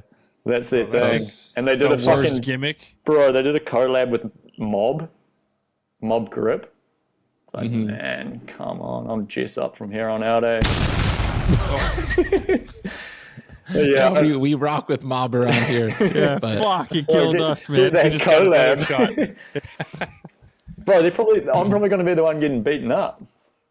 But Yeah, no manuals coming for you, because man. there's Sydney to the bone. Like, there's stickers and shit at every shit. spot in Sydney now. It's like, no manual. What a fucking useless gimmick. Yeah. Like, that's how they're making their name. Yeah, I think their fucking catchphrase is like 4 wheels or nothing or some shit. It's like, At least that'll leave the manuals for you, man. yeah. More clips Yeah, for you. More, Man, I fucking more, love it. fucking- Manuals are sick. more repeat best, mode dude. for you available. Yeah, let's Yeah. hope. I gotta witness the repeat. Dude, mode. you remember on Squish's one, he was telling you the guy wouldn't cough up the pin to the rail? Yeah. I'm pretty Yeah. sure he's the head dude fucking leading the pack, eh? Oh shit. I'm pretty sure it's that guy, man. That's Fucking hell. Shit, all right. Digby, man. Sad this has to come to an end. Fuck, that was It fun, man. Thank It you was guys awesome for having catching me. up with you. Stressing for nothing, bro. I know, Killed that it, was good fun. Yeah. Perfect. Carhartt. Let's go. Go home, mate.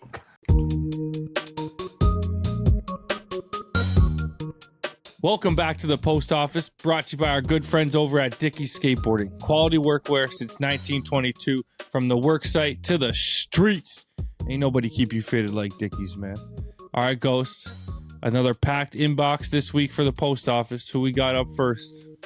All right, let's spark it with Ralph Waxed Ledges. Dear Seifa and Donovan, I was pondering how good skaters had it today with constant video footage, optimized board shapes, skate parks everywhere, typical old mad shouts. What? Typical old mad shouts at cloud shit. Anyway, I also realized ledges are treated differently these days, with rub bricks, lacquer, and wax making tricks slide and grind a lot easier than they did back in the day. To the point, the first memories I have of a perfectly waxed ledge was Hotspot in Vancouver. Were Canadians the first to get tech with the ledge treatment? Bonus question, do either of you have any personal methods or rules to waxing spots? Stoked on the new season. Shout out to Ants1 and Jay Burrows behind the scenes.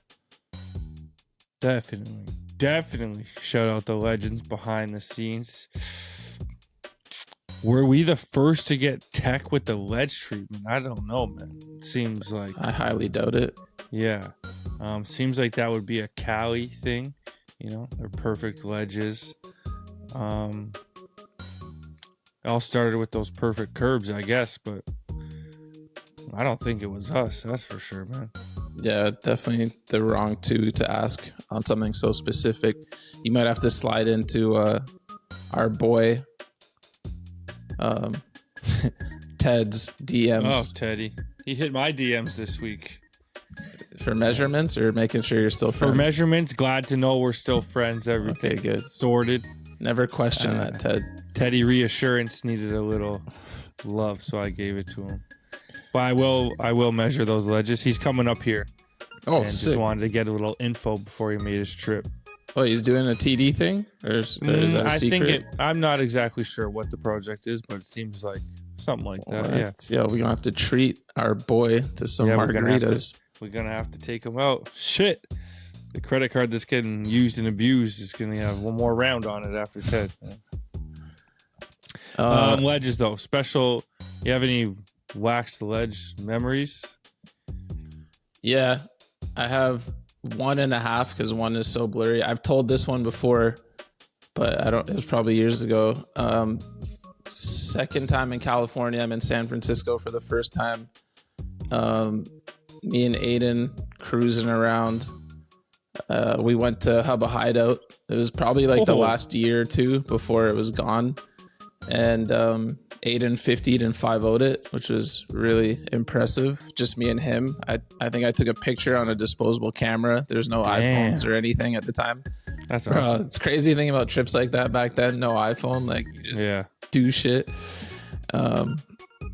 But Aiden 5-0's it, and then we're kind of just chilling, if I remember correctly, and a crew shows up, and Ryan Outen pulls up, and him and some homies are warming up or whatever, and then he locked kickflip front blunt, and What the hell? he slid it like 3 or 4 times. It got away from him, but like it was pretty insane because I I was kind of injured. I'm like, yo, I don't even think I would want to 50 this. Like I could no slide it, but it wasn't really, the dimensions are crazy. It's so tall and doesn't get much lower. So that was impressive to see. And then later that week, I'm at third in Army and Ryan Elton pulls up and, you know, he's been working on his front blunts because he's trying to get the kick front blunt. And he just, Duncan's also down there. I forgot to mention. Shit. So Duncan waxed the hell out of the ledge and he'd had hella beef with, I'm forgetting the OG San Francisco skater's name right now, but he'd already had some like verbal confrontations at third and Army for waxing too much. Because they're kind of like Pulaski, not probably not as bad, but like you could get called out by some OGs there for waxing, and you know Duncan doesn't give a fuck. So the ledge is extremely waxed, and Ryan Elton just pulls up and just tries to front blunt the ledge, just like no warm up. And dog, I was probably like 30 feet away sitting on another ledge, and I felt the ground. Like he body slammed so hard. And it was one of those ones where everyone was like, ooh, and no one wanted to, no one like was like, yo, stressing up. No, yeah.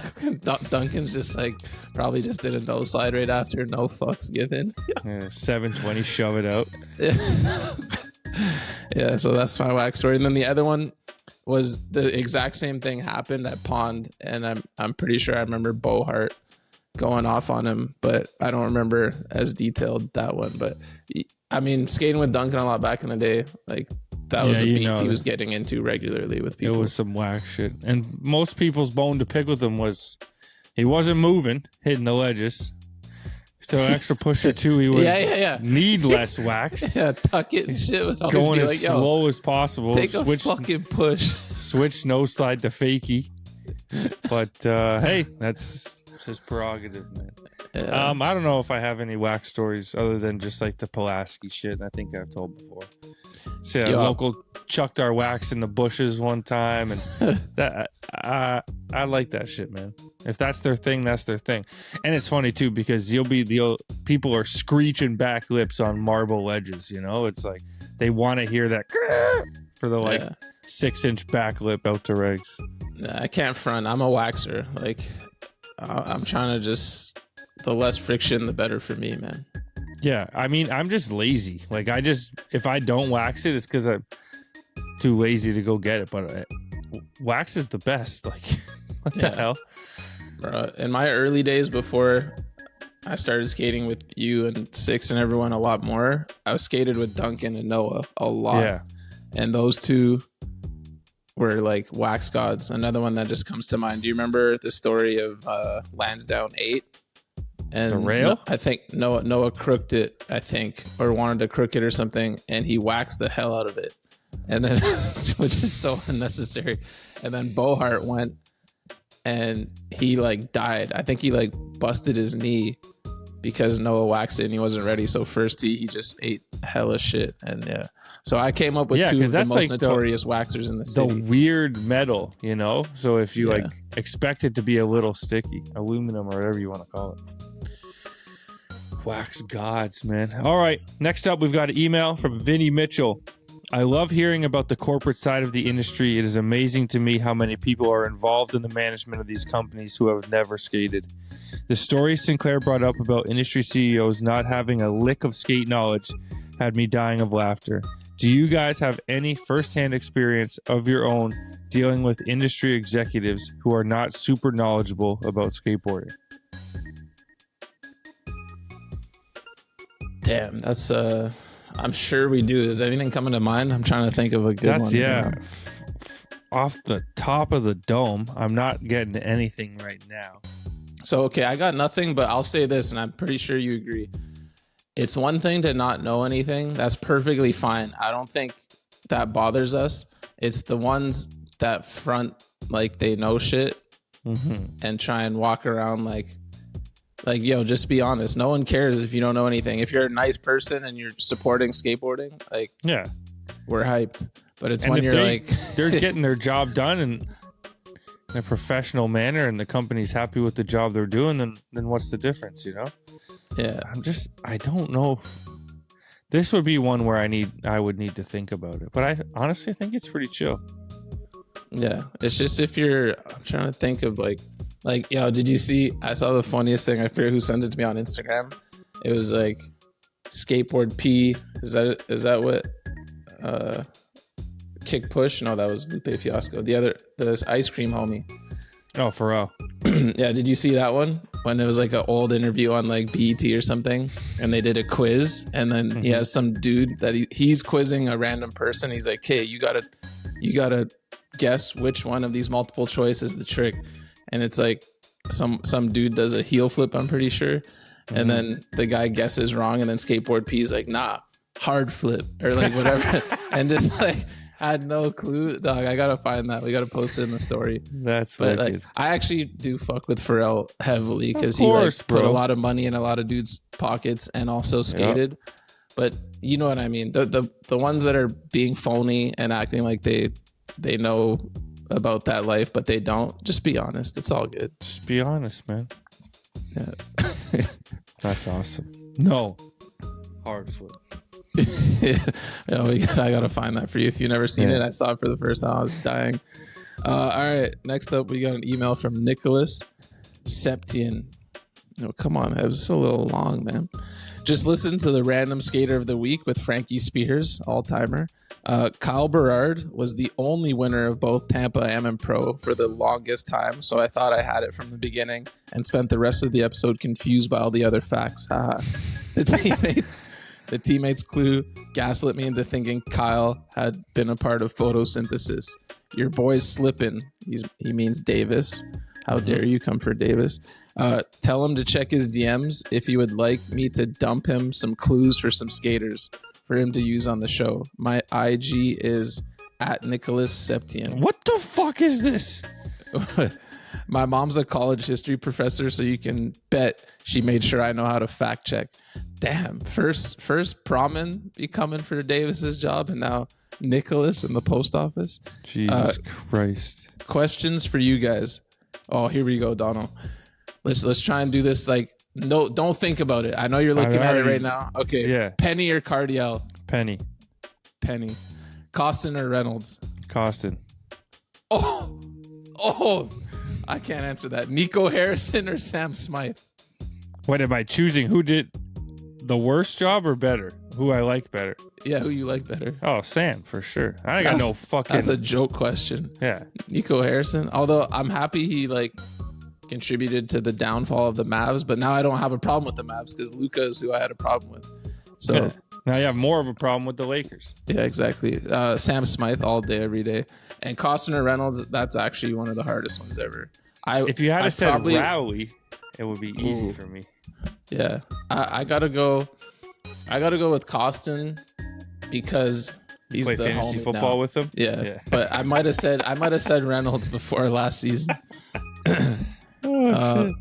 Big fan of the show. You too, Davis. Much love from Mexico.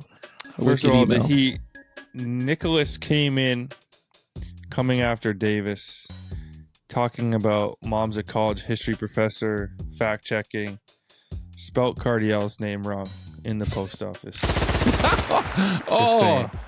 Caradell. Get him. Anyways. Get him. Moving right along. Next up, we have an email from Matty Paul. Oh, fuck. Starts with a Yo Donovan. Would you rather have playoff Hellebuck on the Leafs or Elias Pettersson as the number one senator on the Leafs? And Seifa, would you rather have to skate to Drake in the Bunt vid or wear Lakers merch in your opener and ender? I'm going to tweak that. Would you rather have to skate to Drake in the Bunt vid or wear a LeBron James Lakers jersey / t-shirt in your opener and ender in the Bunt vid? Okay, easy. I'll take Connor Hellebuck. The Leafs are locked and loaded at the center position. Hellebuck, obviously, not the best playoff performer, but they snuck out of round one, beating the Blues in Game 7. I'll give an update on where they're at round 2 in the rundown, but I think Hellebuck, I prefer him. Bro, I thought that was a typo. What? Hellebuck? That name? I was like, what is that? That's the goaltender's last name. It's on you now, bro. Yo, I this think is. you got to skate to Drake. I never thought I would go this route, but yeah, man, I gotta skate to Drake because at least he has some songs that you can't front on. The melody's nice. Exactly. Get one that features gigs or something, someone could that bounce I could to that. stomach. But because you could also like remix a part or have a rough cut or something. Like there's ways to see those clips without Drake always being a part of it. But you can't. Like the LeBron jersey's just for life. Ain't nothing changing. I could That's never. just Hell no. OBJ in the opener. Wow. Because I was gonna Next. cheat and say Kobe jersey. Easy. I knew you were gonna cheat. That I had to figure something out. Yeah. All right. Next up, we got an email from Matt Gonzalez. Yo, Bunt Gang. I've been locked into baseball season, NFL draft, skating. Shout out, Jonathan Perez. One Excelsior part. And NBA playoffs right now. I would say some shit about hockey, but the Sharks are a long ways away. Anyway, in the spirit of the draft, if you guys could draft a starting 5 all-country team, who would you go with?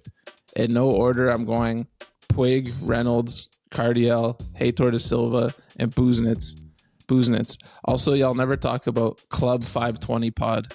Tap in if you haven't yet. Jeff Teague and them give real sports takes and keep it funny. Big love from SF. Dude, Jeff Teague, one of the great storytellers in sports podcasting. Real shit. He's unreal. But yo, where's is Cardiel not born in the States or something? Was he doing people all? Am I confused? Dude, I have no idea what this starting 5 is for. I know. Is it And France, America? Who these people are. It said all country. There's Germany. 2 Americans on there. Is 3. Cardiel born in the States? Isn't Assuming Buznitz so. like he's got? I can't remember if he was born in Germany or. All Yeah, it kind of country. confused me too, man. Yeah, I don't know what the fuck. Maybe we just make up our own question. Yeah, 5 skaters from 5 different countries. Great. Carlos, let's go Brazil. Canada, we going? Mark Appleyard. No. He's an American citizen, man. Oh yeah, once he did that little skit driving with the fucking being hyped Okay. on his citizenship. Carlos Ribeiro, Galia Mamadou, JP Gillet, Nice. Karan Gale, Ooh. Quade Baker. Let's go, baby. Oh shit. All right. Let's hit this one time. We'll go with Kyle Wilson, Oh yeah. Nick Basario.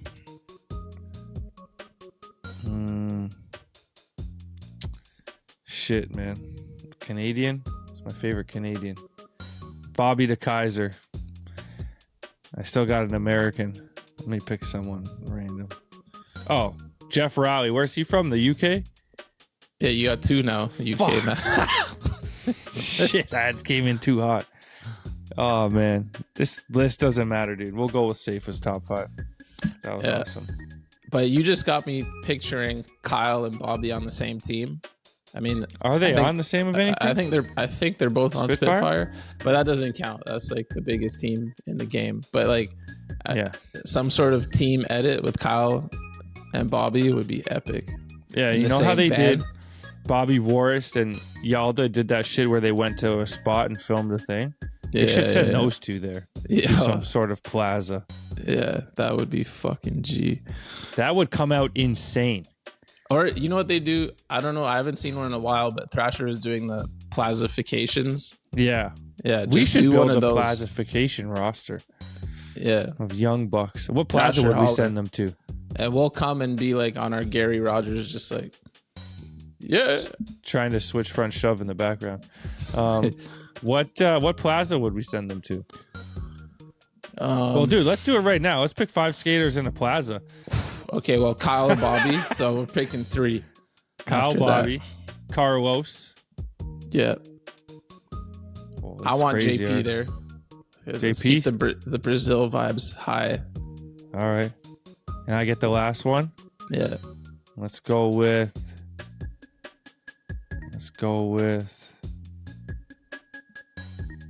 pledge skater. Who's it gonna be? Yalda Hallberg. Give Bobby someone to make him comfy, you know. Bobby be trying to slide out of any trip he can. If his homie's there, he's more likely to stay. And then we got me, you, and Gary on the side, just acting a fool, playing skate. Yeah. Perfect. I like Whooping Gary and skate, typical. Yep. All right, next up, we got an email. Wait, you're up. I almost got away with that. I am reading more than I have to, but it's a short All right, one, next up, we've got an email from Kenny Robinson. Has there ever been a gimmick product that you actually fucked with? Tensor slider plates, P2 decks, carbon fiber, Everslick, etc. Also, do y'all fuck with Snowfall?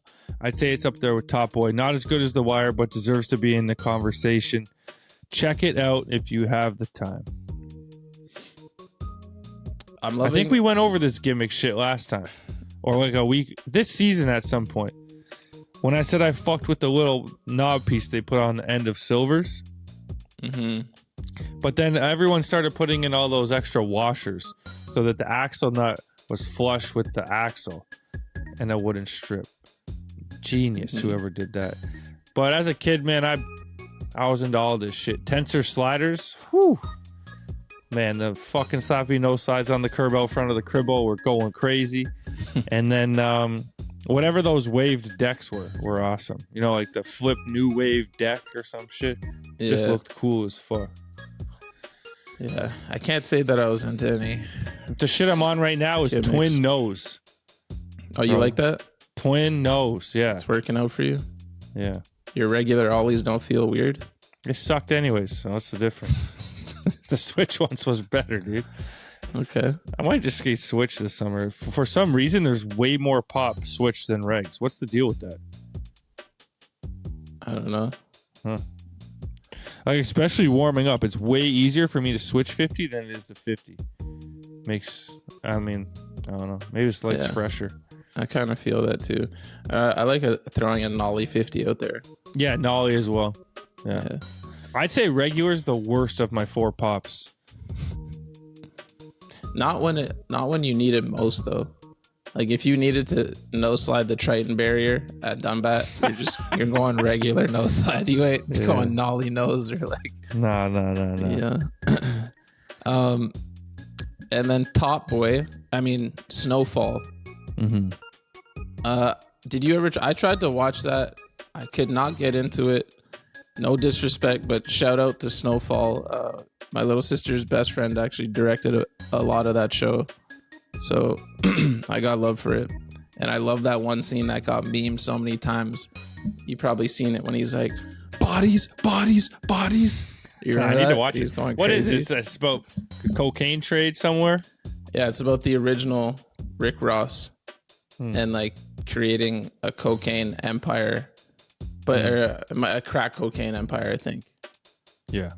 But those drug shows are crazy because you watch it, or at least for me, I watch them like they're not real life, and I always end up rooting for the drug dealer. But then you're like, no, that's horrible. Like, yeah, the spreading of the drugs is insane. Like you're watching Narcos, and you're like rooting for Pablo Escobar back in to the get day, away. Yeah, BET had they did specials on all these guys, but they did like real documentary style ones. Yeah, he was for sure probably one of them.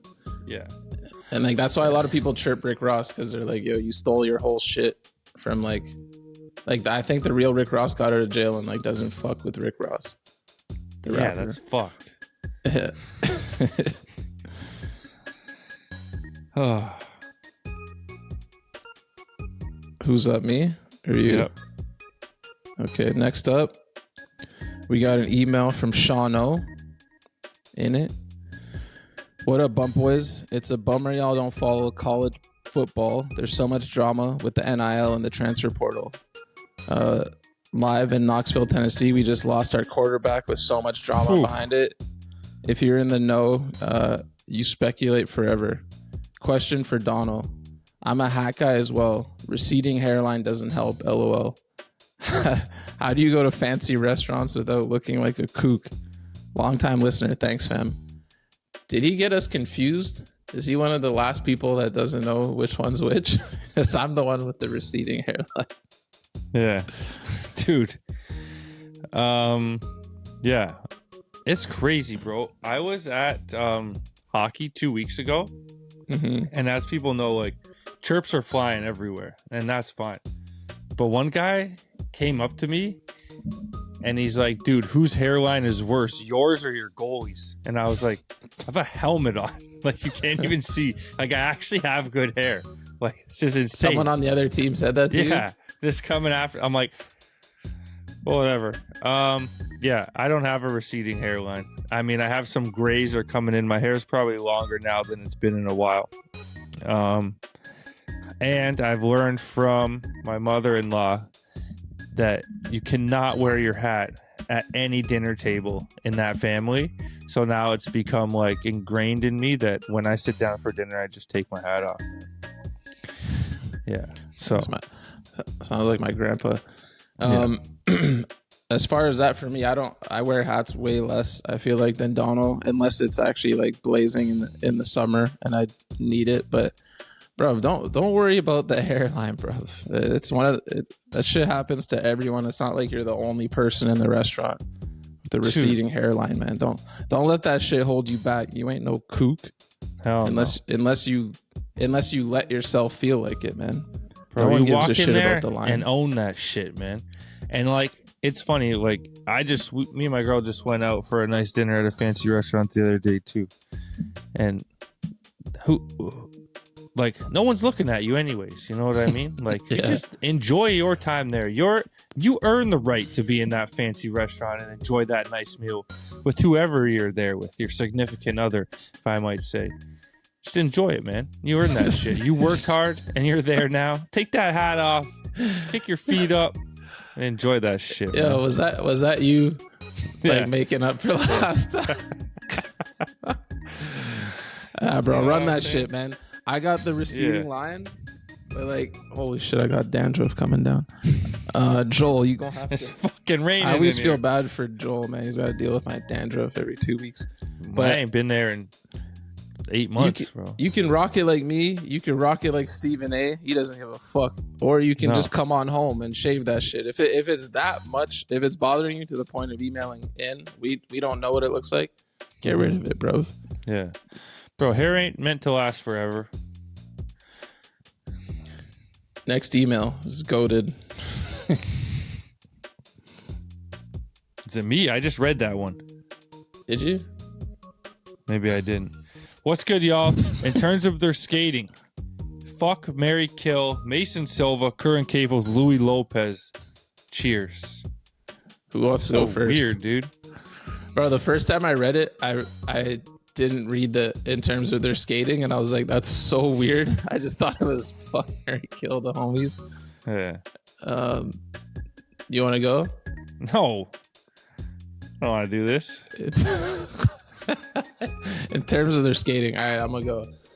I'm gonna kill Louis Lopez, unfortunately. Yeah, you know, because you're the least close to Louis. Yeah. That's obvious reason, bro. I'm basically This has just nothing to doing do it with the skating. friendship. This is friendship. This is the tough one. Mason's got a hold on your heart, man. Okay, I'm a Mary Mason because I can't do my boy like that. You know what I'm saying? But yo, let me tell you frauds, something. bro. No, listen. If you could see my history of like views, like I got nothing but love and respect for all three of their skating. But you're a fan of Mason's. I'll watch Mason's parts like because I want to. Well, all three of them. If they have a new part, I'm gonna watch it. But I've rewatched Mason's part more than the other two. And then Curran's just elevated himself to such a boss. Like that part last year was something special. Watched that many times. And Louis is a perennial SOTY contender, so it's not like I'm disrespecting him. But of the three, I'll probably watch the other two more often. So marry Mason, kill Louis, and unfortunately, fuck. How about all right? I will kill Mason Silva, my arch nemesis in fantasy sports, in any sports. To be He beat honest me in with the you. finals, for fuck's sake. And then I will fuck Louis and I'll marry Curran, man. It's my dog. Yeah. All right. All right. Next up. Wait, you read this one. I'll read the last one. What's up, Safa and Dono and Ants One and Jay Boo Boo behind the scenes? Still, I've got a little quick question for you. If I want to try to skate more rails this year, what's the top 5 parts I should watch on repeat to get myself inspired to do so? Thanks, my brothers. Keep doing what you do. Bunt video coming soon. Still, a legend, Okay. Mitch Barrett. Top 5s are so hard off the top, so let's just go back and forth because it's too hard. I read this like 2 weeks ago when he texted it to us and we had to call him out and say email, and then he tried to call us out. Did you see that? Yes. He put a heart or something on it after it wasn't in the post office. Like, yo, we ain't scrolling through our text to find emails. No. Send it to the inbox, even if you're our brother. Okay, let me spark it. Scott Kane, 41163. Alex Midler, illegal civ. Oh, I think that's what it was called. Or maybe it was the Red Bull video. Either or. Remember that was the Red Bull was like Midler, Zion, and Foy? Remember they had that Yeah. 3-piece video? Yeah. That one. That's the one. yeah. Holy shit. Oh, was that the one where he like goes Front nuclear crook? with the last part? Yeah. Okay. I'm trying to think of people that like Mitch would like their skating. Let's go with Riley Hawk.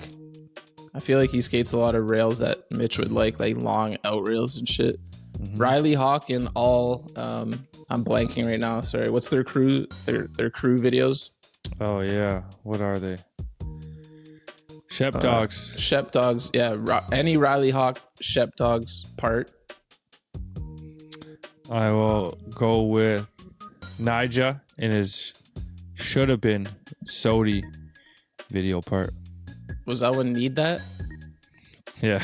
The greatest. That was actually like it starts like Richie loves just saying Need That as like a joke, but like that's actually such a good because everyone Bro, says Need That. The half cab blunt kickflip and then the front feeble down whatever that fucking stair count was.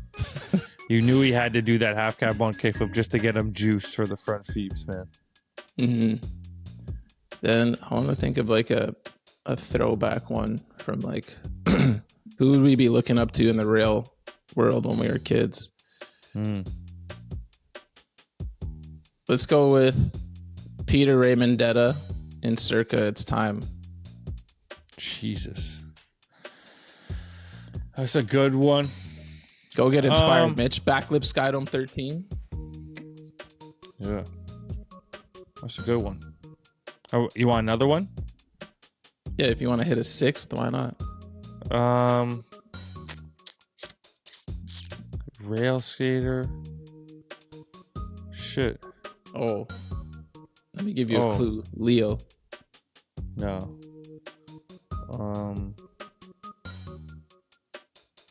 Maybe Ave in Propeller does like a bunch of fakie tricks on rails, which is rare. There's like a half cab crook, a fakie 5-0, Yeah. fakie nose grind. Faggy 5-0 half cab. That was one of my favorite clips. But I'm trying to think of guys that like would actually get Mitch hyped to go skate because Ave's doing tricks Mitch doesn't do. Yeah, Like- but Mitch is asking us, so clearly Yeah. he needs help with this. So Yeah, go And watch that was some a old bonus Foundation one, man. videos. Yeah. that was a bonus one because this is a fucking Vans pod, so I'm shouting out a Vans guy. Okay, Smell me? last one Oh, this to one's close great. out the week. Coming in from my mother. You've got mail. Hi, Safa and Dono. Loving season 21, and in particular, the Chandler Burton interview. There was so much joy there. Frankie's random skater of the week was hilarious too. Okay, 2 questions for you. What are the stats on the Bunt pod, i.e., what are the top 10 countries where your listeners are located? And what are the most random, least expected countries where you have listeners? And any other stats? Fuck, I should have prepared for this answer. And any other stats that I you can think find might them be out. interesting? I'll bring them up. Yeah, SoundCloud. Mm-hmm. Okay, I know the top 5 countries off top, so I can keep wasting time while you research it. No, that's all we need is 5. We don't need to go top 10. And then we could do cities too. I got cities here as well. Yeah, but then got, like, scroll top to the 8 bottom cities. of cities or countries. Those are the random ones. And then secondly, who writes those irreverent CHPO bits? I'm loving them. As someone who works in advertising and who rarely gets to see creativity allowed such a free reign, these ads are refreshing and I always look forward to them. I'm a big fan of the brand and all they do to try and make the world a better place. Finally, I'm super bummed that there won't be a Bunt Jam this year, but holding out great hope for the 10th year blowout in 2026. Love you both. You don't have to read that. Sam, Mom. Okay. Thanks for the epic email, Mom. And top 5 countries. It was Canada for a long time. Appreciate the home cooking and the love. I think Toronto might still be the number 1 city, but the number 1 country that listens to the pod is the United States. Shout out. Number 2, Canada. Number 3, the UK. Big love, you get me. Number 4, I don't know if this is in the right order. I think is Australia. Yep. Yeah, down under, our fam down there. And number 5, I believe, is Germany. Correct. I couldn't get into the SoundCloud. I don't know the password. Top cities are Los Angeles, Toronto, Brooklyn, Sydney, Vancouver, Portland, Melbourne, Montreal, and then New York. So obviously a lot of Canada, United States, and LA in there. Or Australia. Very nice. So we've done stuff here in the States, done some live shows and stuff. It sounds like we got to find a way to get out to Berlin and do something, bro. Germany, yeah. Because we did a live show in London. We did a Bunt Jam in Australia. Berlin, man. We trying to, Berlin or Germany or somewhere in Germany. We got to pull up on y'all. CHPO, you got anything to educate my mom on the CHPO side? For a long time, me and the man behind the CHPO ads, Victor, one of the greats, we were going back and forth. We did some movie quotes one time. We were doing quizzes and giving away a bunch of merchandise. What else did we do? Yeah, just a bunch of random stuff.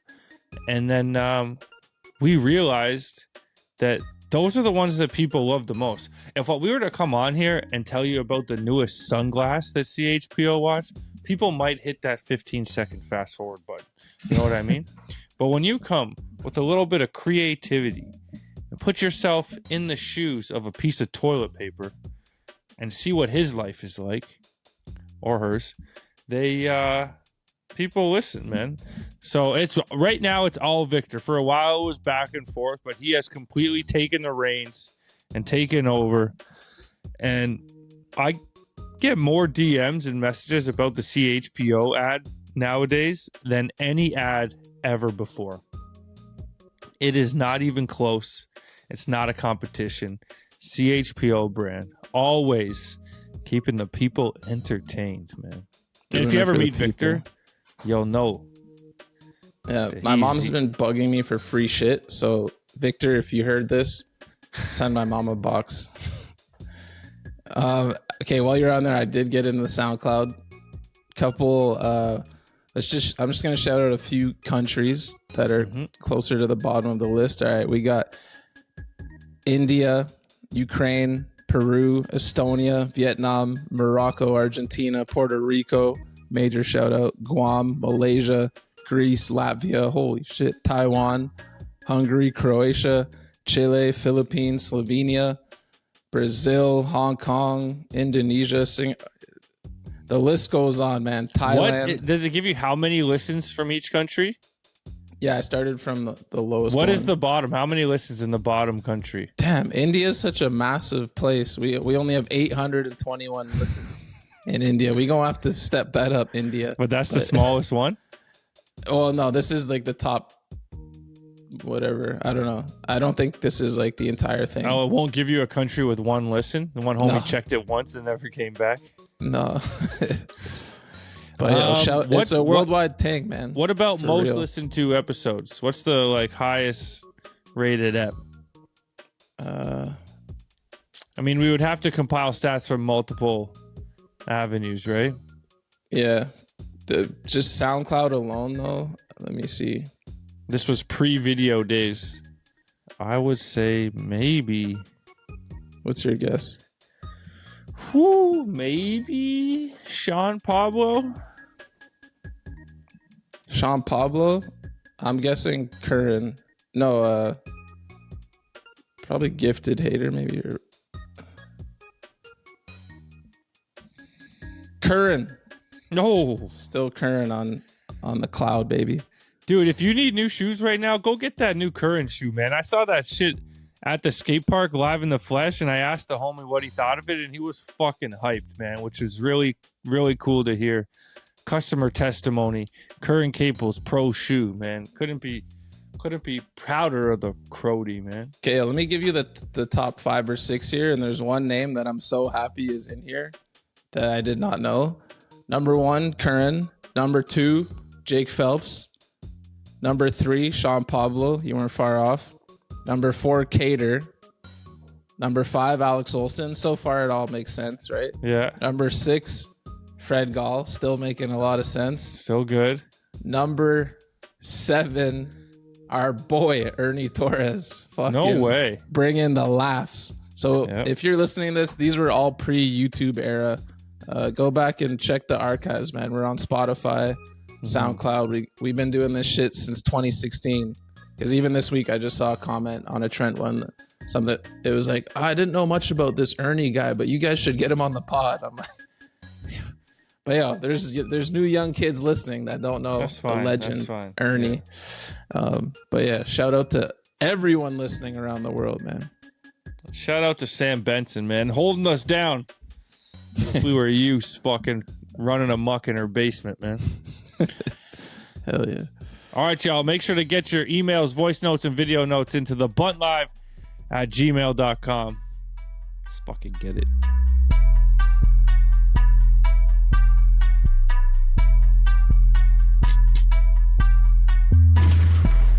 Welcome to the Rundown, the skateboard world source for sports. Brought to you by me and the Ghost, man. That's what it is. We need Where a you wanna betting start? sponsor, man. That would be great, yeah. I haven't been betting, but if we had DraftKings a or sponsor and we could get like free money from referrals, FanDuels, yeah. I'd The do Ghost it. Lock of the Week or some Oh, shit like that. guaranteed. Yeah. The Ghost Wait, weren't you supposed to guaranteed. do that? What was your shit again? Yeah, I was going to do D. Jones Lock of the Week, but you wanted me to put money into the betting thing. Yeah, because you're throwing out nonsense. That's instead not of nonsense. I think putting I up hit. $10 a week. I think I hit in the NFL every time, man. Yeah, right. We'll start that next season when Okay. there's more to bet on. Right now, it's too emotional. It feels emotional watching sports right now, man. Yeah, it's easier in the regular season. Yeah. Let's do that football season and early hockey and basketball next year.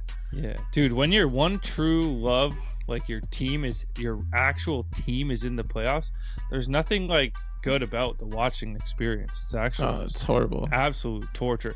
Edge of my seat, dude. There was a point when we were down at whatever game it was, 3 or 4, and a commercial came on, and I felt in my body like I couldn't wait for the commercials to end. I'm like, dude, what am I supposed to do? Just fucking sit here for 2 minutes? Like, let's fucking get going here. Yeah. Let's start in the NBA this time. Okay. And we started in the Mecca, man.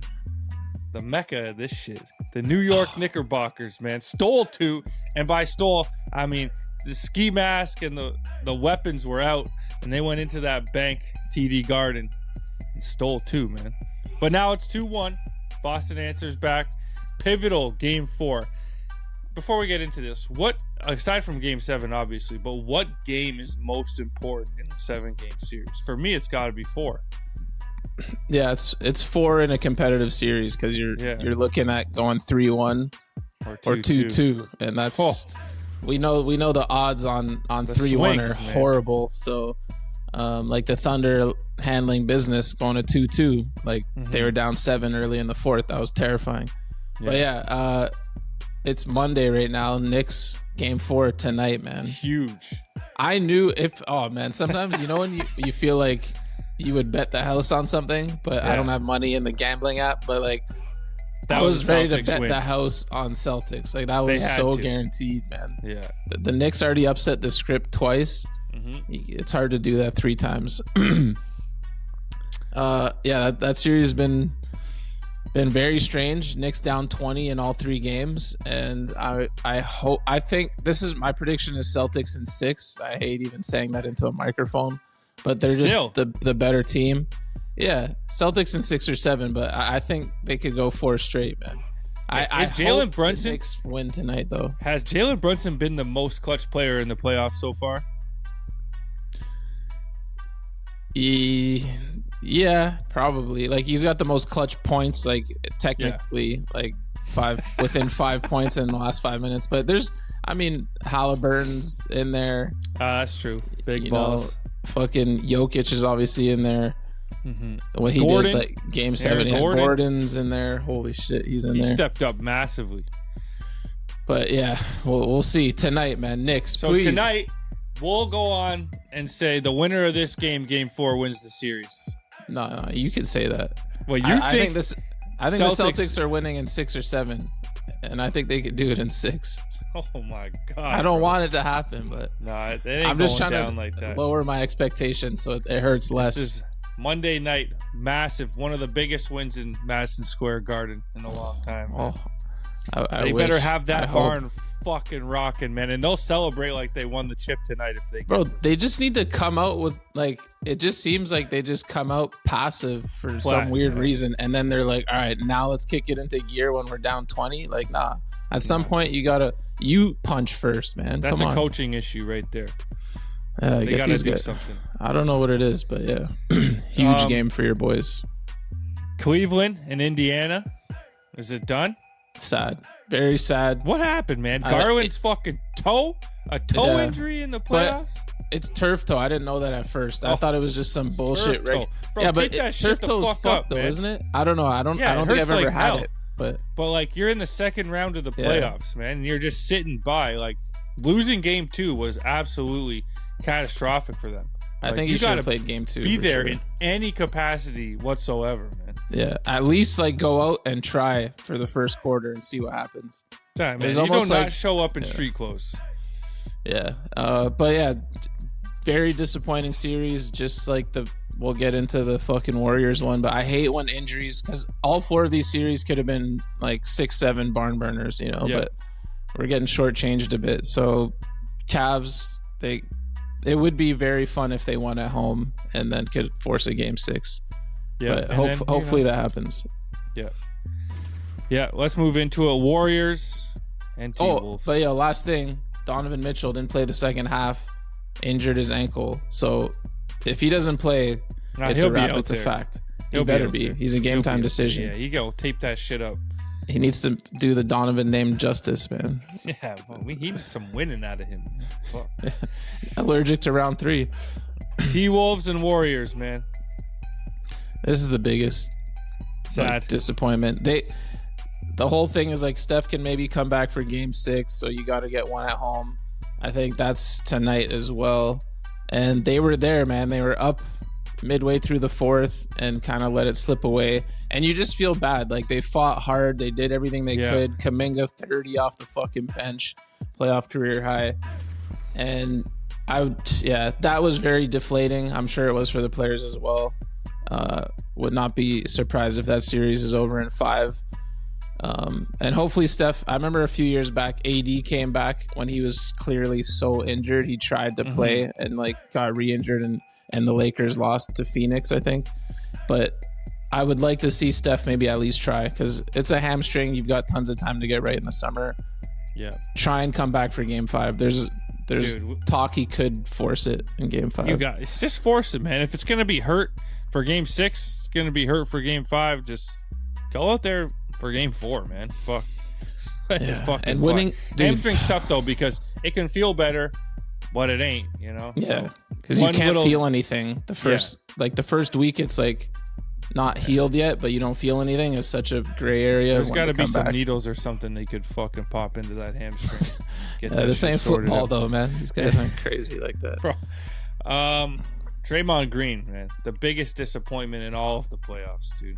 I'm so How sick can of him, one man talk so much and score 2 points? bro. As someone who's been a huge fan of their dynasty since 2015, I've excused him many times and like been hot cold with him. Like I'll hate him when he chokes out Gobert and just cost them. They didn't even make the playoffs last year, and I fully blame that. Not that they had a championship team last year, but like, man, you can't be wasting shots. He cost them a championship in 2016, even though I think that was bullshit by the league, that suspension. But it's like he never learns and he never takes accountability, and I'm just fucking sick of him as a Warriors fan. I'm just done. Draymond's done. They moving on from him in the offseason? No, I mean, no, I don't think so. But I'm just personally over him. Yeah. Man, that means that Anthony Edwards could get to the Western Conference Finals in 10 games. Yeah, that would be... Which is a epic. hell of a stat. Yeah, because last year they went to Game 7 in round 2, and then in interviews after that, I mean, they got smoked by Dallas. He talked about having no legs even in Game 1 of the conference finals last year. So it'd be cool to see an energized Ant in the next round.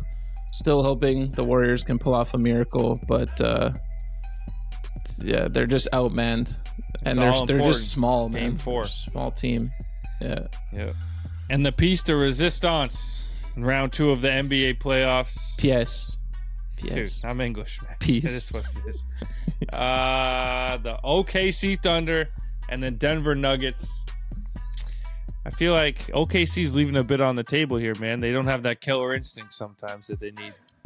Yeah, this is the series of round 2 so far. I mean, Knicks too. We'll see what pops. I don't want to hate, but this has been a slugfest. A lot of, like, I thought the Clippers were better than the Nuggets, but we got choke artists on that team, and Kawhi was like up and down a bit, and Harden ain't showing up to Game 7. So okay, they get by the Clips as what I thought the worst team. Now I think they're the worst team again, but Jokic, to me, even though he's been playing pretty bad for his own standard, is still the scariest man in the world on a basketball court. When he catches the ball at the 3-point line, you're shook if you're rooting against him, which I rarely am, but in this series I am.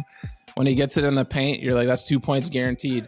The defense they're playing is absolutely incredible. The Thunder are playing championship level defense, but their offense is surprisingly what's not been Holding there. them back. And Shea has been really disappointing. I don't think he's had a signature game yet in these playoffs, because I'm not even counting Memphis as a real test. Yeah. And they blew out the Nuggets in Game 2. So that's not a signature game when you're winning by fucking like 30 points or whatever. So he's been forcing it to me in the fourths.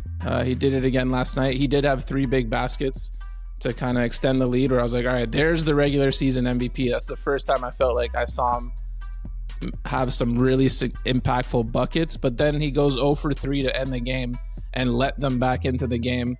He's shooting terribly from 3. He keeps trying to fucking take threes where his bread and butter is the mid-range and getting to the basket.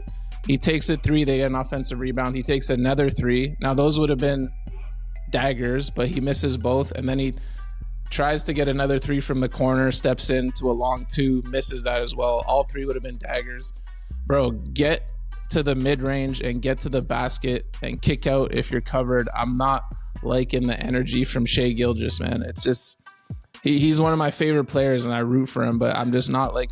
And sometimes when Jokic gets a basket and they've had the MVP battle all year, I feel like he forces it and tries to answer in like kind of a one-on-one style. And I think he needs to grow out of that real quick if they want to get out of this series. You picked OKC to win. You The sticking title? by that?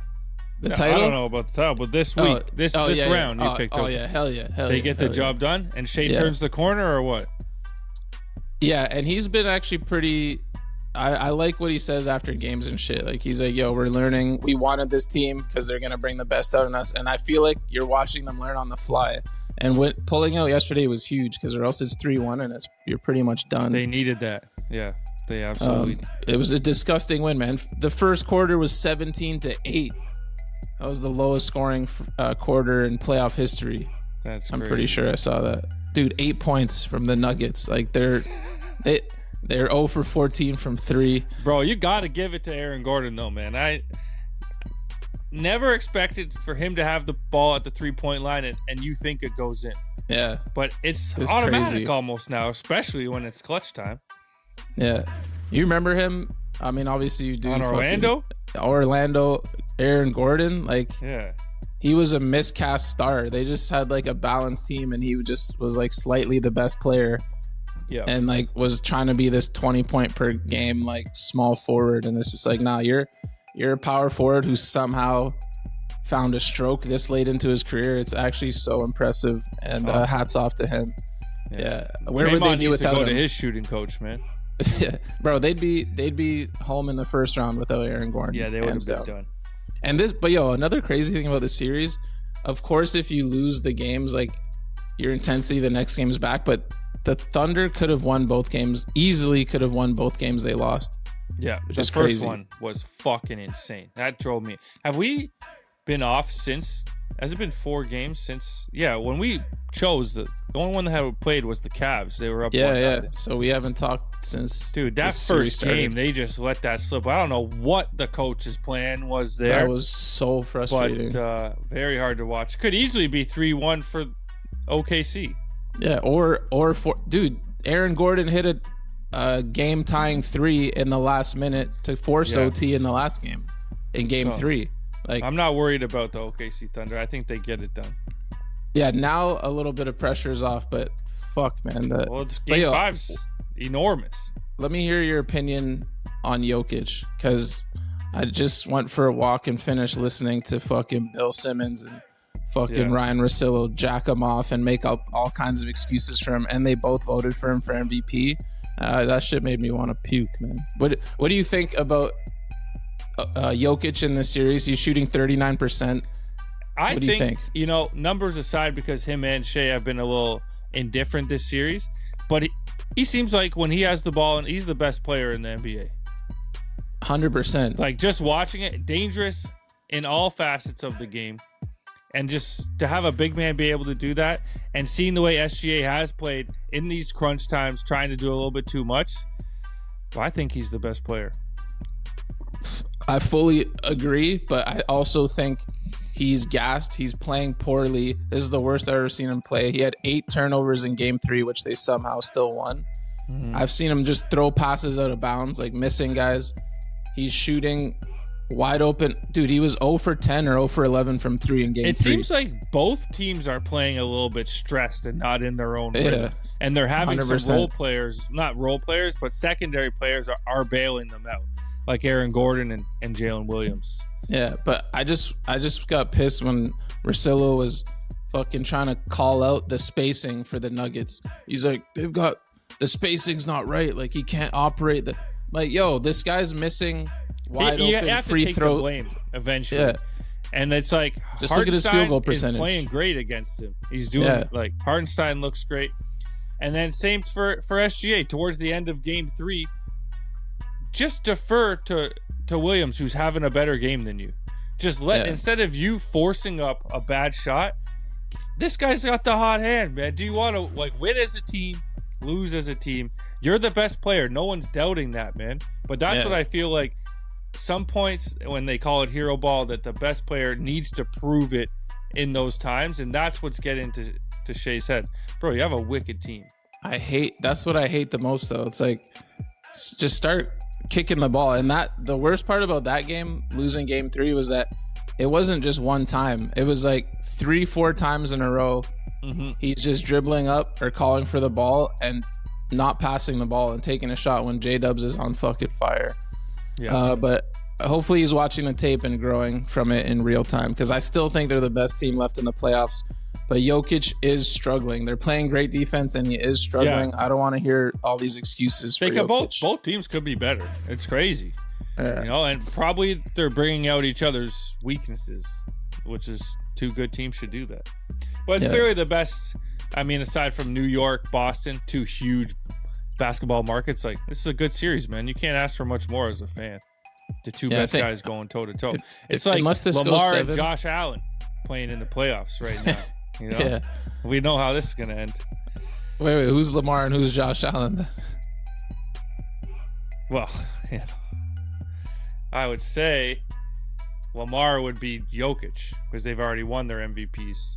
Okay. SGA and Josh Allen looking for their MVPs. Okay, I like You that. thought I was going to go white and black, eh? No, that's not what I was saying. I was literally just asking. I put that together after it came out of my mouth. I'm like, oh, but that is a good way to put it, because Josh Allen also did win the MVP after their game was done. After the series, yeah. And that's probably what's going to happen again here. Shea's going to win it. And Jokic with the turnovers, Lamar with the turnovers. You see what I'm doing here? But who's Mark SJ's Andrews? On probably Brown. They call him Brown or Braun. What's that guy's fucking name? Brown. That guy off the court, man. They don't got anybody else they could put in there? Yo, he's been amazing, dude. I don't like it. He's doing lacks the star power they need, bro. Incredible job on SGA, man. Hats off to Brown. Get him out of here. All right. The NHL. Wait. Last thing. I don't know if you saw this. You're at school today. We just got to quickly touch on it. Giannis, for the first time, saying he's down to look at other options. So he'll need to be traded, though, right? Yeah. Yeah, I think he wants to go to Miami. It seems like that's the destination everybody wants to go to when they leave their like Midwest, Rust Belt, Pacific Northwest teams. Like, how good does Miami look on a postcard? Unreal. Can they make it happen? Who knows? Outside of Miami, what's the logical destination?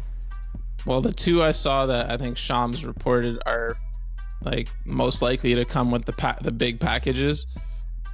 Phoenix, San Antonio. Phoenix ain't got no. Phoenix is fucked for years give to KD come, bro. for him, bro. They're done. Houston. Houston and San Antonio are the two teams that have emerged. So he's moving to Texas. But I think this is all talk right now. A, the draft lottery's tonight, and it's a massive Cooper flag that's gonna like affect all types of shit. And then B, like if OKC was to lose in this round, they have fucking picks for days and so much young talent. That's like all these other teams could kind of get into the mix. Good landing spot, man. So we'll see, but it's just interesting. What do you do? Like a bunch of picks and Chet? Or J-Dub. No, I like J-Dub more. But yeah, you want to keep J-Dub because Chet and Giannis kind of same position. So well, yeah, you'll have Giannis and Hartenstein still, which is great. Yeah, they give up like let's say 4 first-round picks, Chet and fucking Case and Wallace or something. That's like 2-3 rings in a row if they stay healthy. Well, yeah, but that's always like that. Whenever teams get that big guy, you're like, couple rings for sure. Never pans out. It's KD. Always fucking hard work. Yeah, KD was 2 out of. They got 2 out of 3. And same with the big 3 in Miami. But other than that, like, 2 out of 4. Yeah. Okay. NHL. Carolina and Washington. You chose Washington. I chose Carolina, and I told you about the forecheck, man, that it was different. Carolina moves at a different speed. People were talking about the big forwards in Washington. Bro, it's 2-1. You're talking like this shit's over, cuz. Wait, bro, I'm just stating the facts of where we are today. Today, Carolina looks like the better team, and that's what I saw, man. Have you watched a minute of this one? No, I've only watched the Leafs, man. Next up, Dallas and Winnipeg. Pissed. Winnipeg got their win, but Dallas, Mikko Rantanen is just operating on another level. They're saying he's intergalactic these days. Imagine Colorado doesn't trade Rantanen. They have their team with Rantanen. Colorado, man, fucked up. That's all it is. You never trade a guy like that. And Nazem Kadri tweeted out today, you never trade the dogs, man. Mikko Rantanen's a dog. and they regretting it. Still only 2-1 as well. Another good series. We'll see where that goes. Do you think, I just saw two people on ESPN say they're calling Dallas to win it all. Is that right like now a realistic thing? They have it all. They beat Colorado, missing 2 of their best players in Heiskanen and Robertson, and now that they're getting healthy, they're too deep up front. Big forwards on the big defensemen on the back end. Yeah, I'd say right now they're the favorite.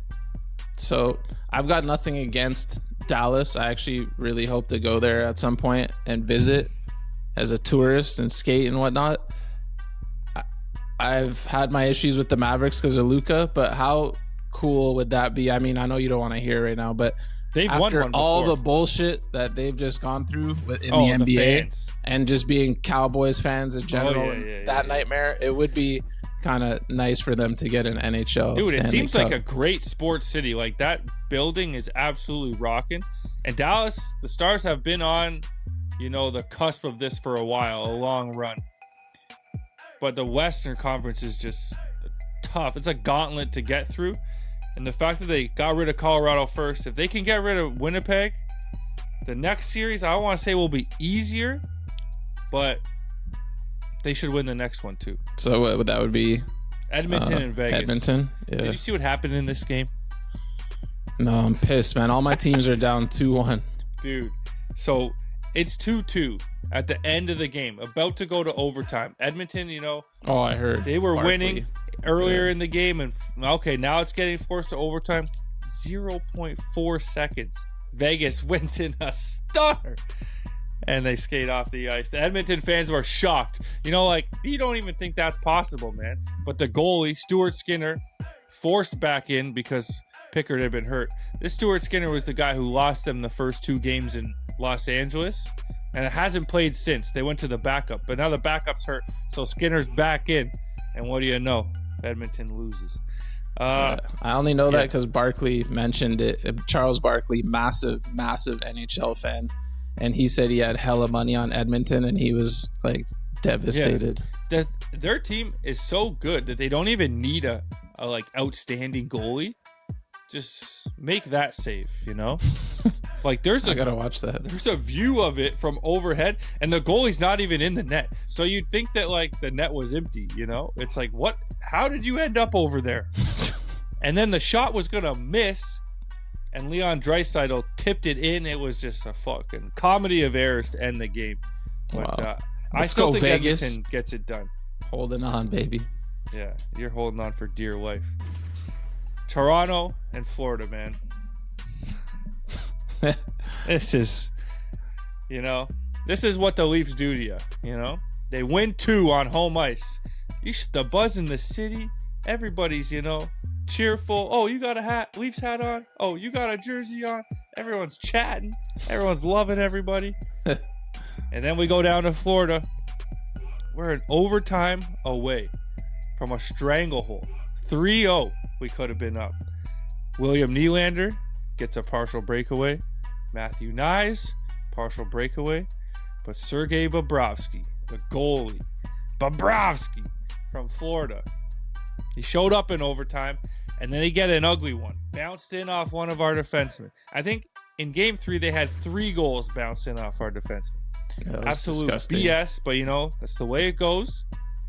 And in hindsight, if you had told me last week on the rundown that by next week you'd be 2-2 headed back to Toronto, and best of 3, and we got home ice, I'd take it, because at least I'm programmed to think the worst, we would be getting absolutely mopped. But I think only one game was more than a 2-goal win. I think it was 2 goals. Every game is close. We're going toe-to-toe with these guys. Absolute terrible start in Game 4 with the 4 straight penalties, and then they score. 1 defensive mishap, and it's 2-0. But we're in this game, and we're in all these games, and we got the coach for this job, man. He keeps them calm. But one thing's for sure. Austin Matthews. 2 goals. We've now played 10 games in the playoffs. 2 goals is not enough. No matter which way you slice it. And one was an empty net from Marner, and the other was a fluke. because there's no way he's shooting it along the ice, and it went in along the ice. So that was a miss-aim or whatever you want to call it.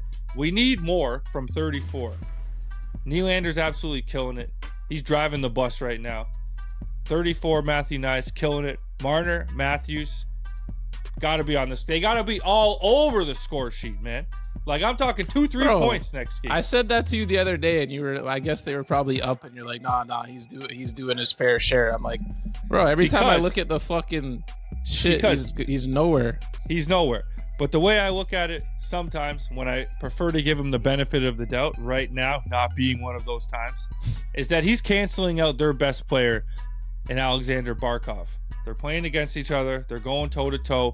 Neither of them are really showing up on the score sheet all that much. 2 changes we need to make. The power play has to change, man. I don't think they've scored a power play goal in the whole fucking series. Maybe they did, but it was the second unit. But we got all of our top guns, Nyes, Tavares, Nylander, Matthews, Marner, all on one power play. There's not enough shots to go around. They got to split them up. I don't know if they will, but they got to split them up. And the next one, we might need to get Yarncroc out of the fucking game and bring Robertson in. Because there's a fucking absolute melee, a 5-on-5 fight at the end of the game. And Yarncroc's just standing back, looking around. I don't care what you're doing. Grab somebody and do something. Get involved. It's the end of the game, for fuck's sakes. But 2-2 coming back to Toronto against the defending Stanley Cup champions. Dude, it's been a long postseason for us Leaf fans. I don't know how much more I could take. Y'all got a couple days off, too. Is that going to help you guys? Who's the younger team? I don't think we're both don't matter. Pretty similar here and there. No game till Wednesday. The only issue is that my hockey team plays on Wednesdays, and now the Leafs are playing on Wednesdays. Is anyone showing up to that game in the league? You should Bro, there's gonna be some that shit. TVs on the bench. People are gonna be if it goes down. We'll see what happens. Bro, the odds makers also have the Panthers. That's disrespect right now. That's the way it tilts, you know? It tilts back and forth. At 2-0, we were favored to win the Stanley Cup. You know? What a difference 2 games makes. 10. Big Wednesday, man. Good luck, Leafs. Big Wednesday. Nation. All right. Any last words? Come on, Steelers. Don't get a quarterback. Let's just absolutely suck. And then everyone's saying the next draft is epic. Let's just bottom out for one time. We traded Pickens. Good riddance. But I kind of like that. At first, I was like, fuck, because I thought we were going to get Aaron Rodgers and like try and be good. Yeah. But then I'm like, okay, if you're fully committing to the bottom out, get rid of Pickens. Fucking let's run Mason Rudolph out there and let's win 3 games, man.